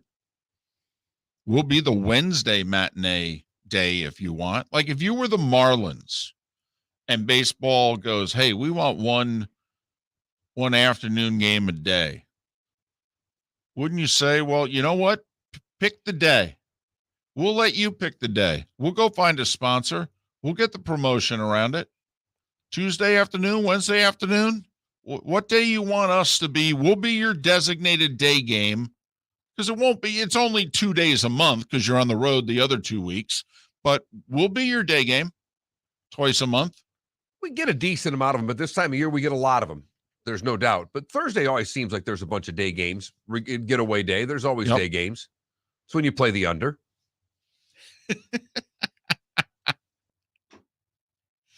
That's why it was impressive that 2-11 took place on a Wednesday. Miller and Moulton. Good, bad, and ugly. What's on tap today was day one. All coming up.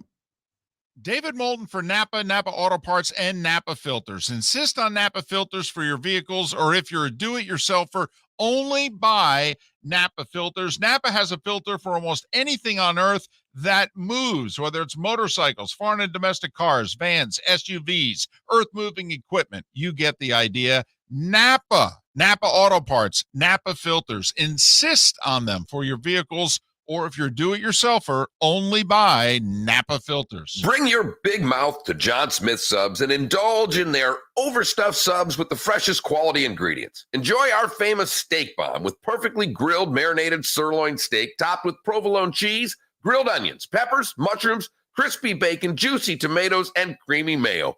Boom! Made-to-order crispy fries can be paired with the Gator, the Cuban, the chicken bomb, or the Italian. Love local. Eat delicious with John Smith Subs. Find a John Smith Subs location near you today. Hey, it's Mark Miller for the Training Grove by Orange WIP Golf, where golfers go to get better. Improve your golf game from home with Orange WIP Golf and Fitness online swing training program, The Training Grove. With a growing swing training video library and a daily program prescribed by golf fitness professionals, The Grove provides a clear path to unlock your most powerful swing, giving you control of your game like never before. Join thousands like me who have finally found a way to achieve results in half the time of traditional game improvement methods with The Grove's revolutionary blend of golf fitness, instruction, and award-winning Orange WIP products. Go to orangewhipgolf.com to get started for a free 14-day risk-free trial and use code Miller10 to get $20 off your first month. That's orangewhipgolf.com to get started for a free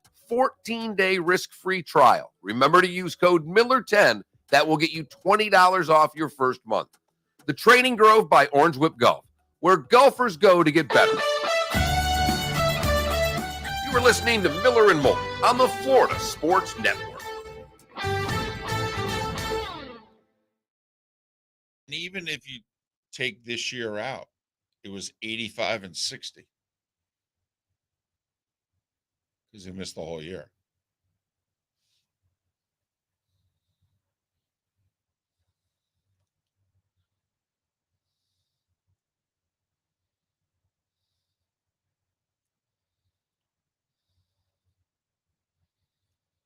I have a question. Jay Will's supposed to be on the radio right now. So does he just walk down the hall and do a TV? Tape it?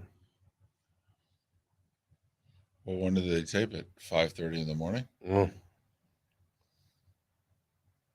Maybe he gets the last hour off. I'm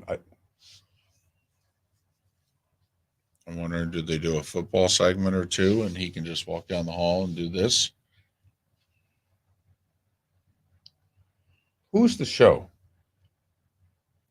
Jay Rose? No, Jay Williams. Keyshawn. Jay Williams and Max Kellerman. Okay. Now, I will say, Max and Keyshawn did a show in LA together that was really successful. That's why Keyshawn had to be talked into doing this nationally. He just wanted to stay LA because ESPN fired him. And so he went to Los Angeles. And while he was on the ESPN station, he didn't work for ESPN.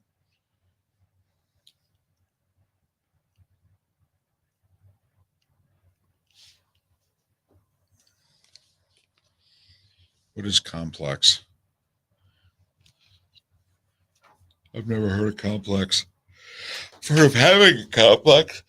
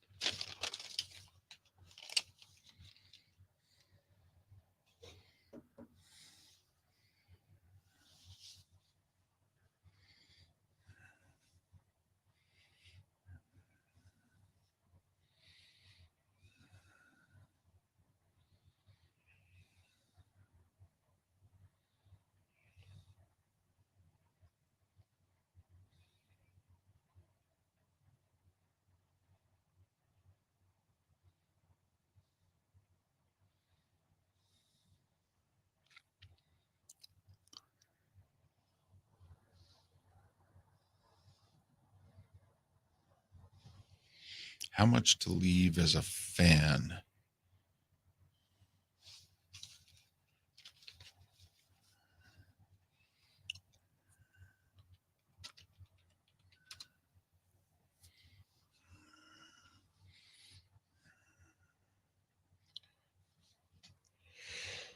Oh, ho, ho, ho.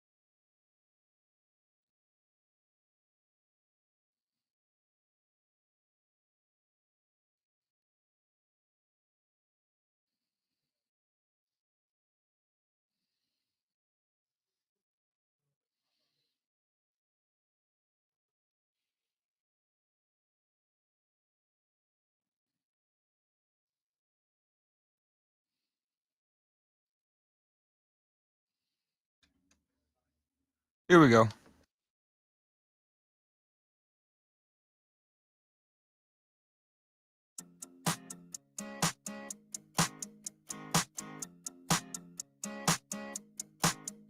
You're listening to Miller and Moulton, exclusively on the Florida Sports Network. 22 minutes until we're out of here. Miller and Moulton, the Florida Sports Network. Tomorrow's Jackie Robinson Day. Good Friday. 75 years since the color barrier was broken in Major League Baseball. I think it's one of the great things Bud Selig did. It was 25 years ago, I believe, that he, on the 50th anniversary, in which he decided, you know what? We're not honoring this moment enough as a sport. Bud will never get a great grade as commissioner. And a lot of things he did, he doesn't even get credit for, it seems. In many ways, he was like Nixon as a president. Nixon actually accomplished a lot. Watergate's kind of a big negative. Right. Right. The steroids era and the 94 strike. It's on your watch. Tough to find the positives after that. No, you're right. And there are a bunch of them. There really were. There really were. He left the game better than he found it. He did. I would wholeheartedly agree with that. But then again, it's tough to get past those two negatives. Yeah, they're big. They're biggies. And I think 94 more than the juice. I don't. But because 94 turned so many people off, David, and I know people didn't come back. The one thing that the steroid era did, though, was it destroyed their record book. And since they wrapped themselves around their history, they basically blew up their history. But if we'd have foreshadowed, they don't care about history. Well, the current guy doesn't, but. Oh, the players don't. The managers don't. History doesn't matter. We just want to wrap ourselves around it when it's convenient for us. Time now for. Leave it to the oldest guy in the show, and definitely the oldest soul, to live in the past. Here's David Moulton with Today Was the Day When. Got some biggies talking about history. Go back to 1865. Lincoln shot tonight at Ford's Theater. He doesn't die for another 9 hours, so he died on April 15th, but he was shot the night of April 14th. 1894 mark, first public showing of Thomas Edison's kinetoscope. So that was the first time we saw moving pictures on this day in 1894. Do you know what JC of J.C. Penney stands for? I found this out last night when I was doing this research. You know, I knew this from this, but go ahead and give it to me. The first J.C. Penney store came to be 120 years ago today, 1902, in Kemmerer, Wyoming. Kemmerer. First J.C. Penney store in Kemmerer, Wyoming, 120 years ago today. The J.C. stands for James Cash Penney. So he named the store and the chain after himself. As well, he should have. It was his store. James Cash. Interesting middle name. Go into business. What's your middle name? Cash. Money. Mentioned that Lincoln was shot tonight in 1865, did not die until tomorrow. The Titanic hit the iceberg technically tonight at 11:40 p.m. Newfoundland time. It doesn't sink for a few hours, so it sinks on the 15th. But the Titanic hit the iceberg late at night 110 years ago today in 1912. Which I think also was like the opening of Fenway. I thought I saw that on like a front page of an old newspaper in which it was like, you know, Fenway Park opens and it was the Titanic. It's, you know, something like when we finally Neil Armstrong and Buzz Aldrin, and we put a man on the moon. And oh, by the way, yeah, Ted Kennedy and Chappaquiddick happened, same night. 1939, John Steinbeck's The Grapes of Wrath was published. On this day in 1944, General Eisenhower becomes Supreme Allied Commander. That turned out to be a good decision. Could have gone with our guy, could have gone with the Brits guy. Went with Eisenhower. Things seemed to go okay after that. Worked out all right. Yeah. Mark, 62 years ago today, Berry Gordy incorporates Motown. Motown had been around for a few years, but he incorporates it on this day in 1960. On this day in 68, first NBA game at the current Garden. The Garden has been elsewhere in New York City, but the current location was 1968. First ever NBA game, the Knicks beat the San Diego Rockets. Oh, my goodness. 114-102. Was also the day that Bob Golby won the Masters. And I don't know how many of you saw it, because Bob Golby passed away recently, and Nance simply said, and for those of you that remember him winning, make sure you also remember he shot a 66 on Sunday. The Bob Golby Masters is oftentimes remembered as the Roberto DiVincenzo Masters when he signed the incorrect scorecard. 1969, Oscars history, a tie for Best Actress. Katharine Hepburn and Barbara Streisand. Don't know how many times they've had a tie since, but it was the first time that they had ever had a tie for the Oscar for Best Actress. 1974, Gary Player wins his second Masters by 2 over Dave Stockton and Tom Weiskopf. 1980, the first Cubans arrive in Florida from the Mariel boat lift.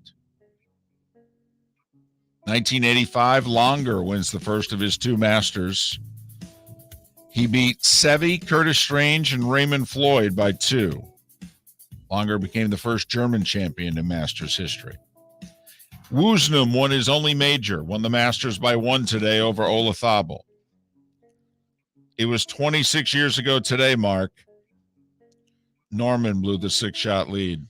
Can't wait for the 30 for 30. Great tease that they used, in which Norman is sitting there and he asks the rhetorical question, would my life be any different if I had won that day?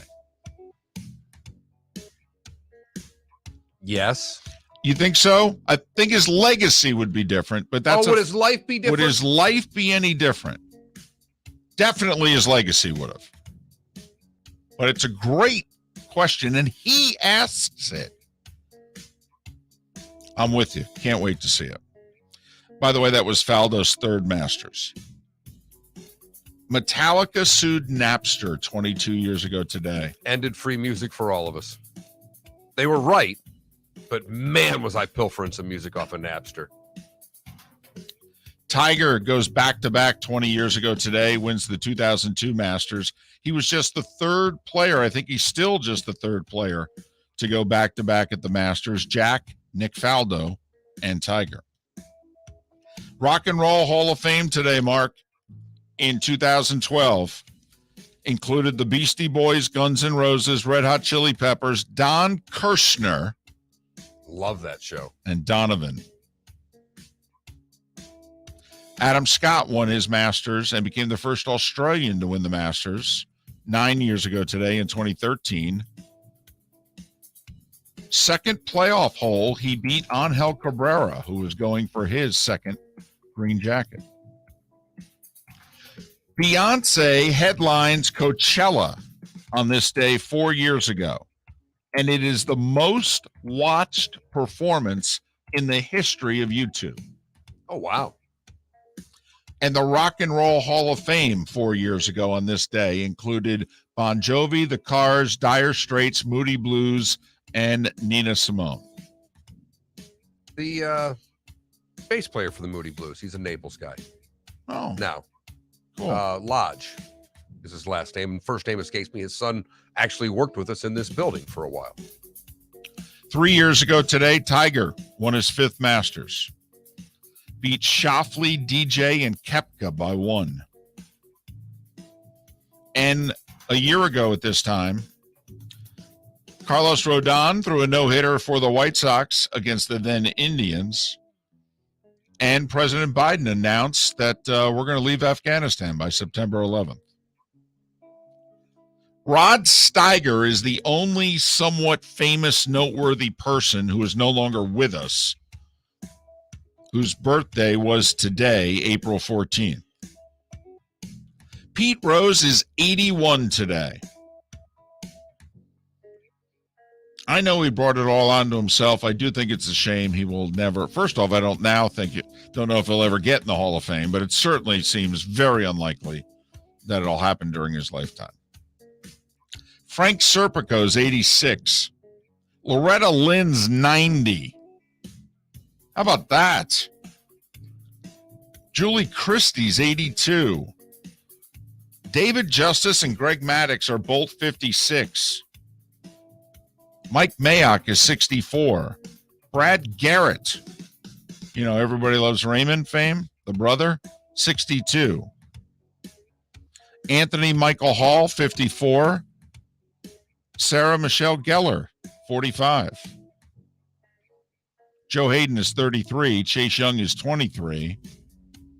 And that is Today Was the Day. Couple of omissions. Today in 1980, Judas Priest released British Steel, had Living After Midnight and Breaking the Law. Pretty high-end metal album. Public Enemy's second album, It Takes a Nation of Millions to Hold Us Back, released today at 88. And at the Fox Theater in Atlanta 6 years ago, Prince plays his last concert. He would die a week later. The last song he played would be Purple Rain. You've heard folks elsewhere mock Florida is gonna Florida. Well, Mark Miller sees it differently. He calls it the good, the bad, and the ugly. What you got, Mark? We go to Birmingham across the pond where rapper JK hangs out at this pub. Called up the owner of the pub and said, hey, I'm going to bring someone in. Do you mind? He brought in Ed Sheeran to like this regular old pub in Birmingham, England. Sheeran played pool with guests, sang in a sing-along to a song, hung out with people for a while, and then just left. No security, no entourages. Let the videos of everybody, told the owner, let all videos go. Let it all fly. In today's world where stars are so guarded, that's pretty cool. Agreed. Now, for the bad, I could take you to a Naples McDonald's where they had a bunch of rats and the owner shut it down to clean the store. Or I could go in this direction. We go to Marion County, where Hiromi Adams is a first-grade teacher at Hammett Bone Elementary School. She's no longer a teacher there because she admitted she was high on ecstasy while teaching class. No word on whether she really loved all her students a lot, just a real lot. Loved them just so much. And just, I love you. Finally, the ugly. We go to the beaches of Naples, where Stephen Joy was drunk on the beach Tuesday afternoon. And while lying in the sand, he started screaming and throwing bottles at children. The father reported Joy to the police, claiming Joy was yelling at the man's two kids, threatening his 4-year-old son for, and I quote, stealing his beach toys. When police arrived, you'll never imagine this, David, Joy smelled of alcohol. No. Staggered away from the officer and then threw a punch. That was enough to get him put in the back of the police car, where on the way to jail, he unbuckled himself and started banging his head against the petition. He was charged with disorderly intoxication, public disturbance, and resisting arrest. That's a trifecta. And that is the good, the bad, and the ugly on today, April the 14th, 2022. Can I insert an honorary good that I had? Sure. Go for it. Because you mentioned a rapper, and I saw something yesterday that in St. Pete, actually, rapper Rod Wave donated $25,000 of gas. Started filling up everybody's gas tanks. That's cool. Did he buy anybody a McRib? No. That's because he was trying to do something good. And that was probably a mistake. 3-day baseball games today. I applaud the Milwaukee Brewers franchise since their home opener is taking place on April 14th, their start time for their game is 4:14 locally.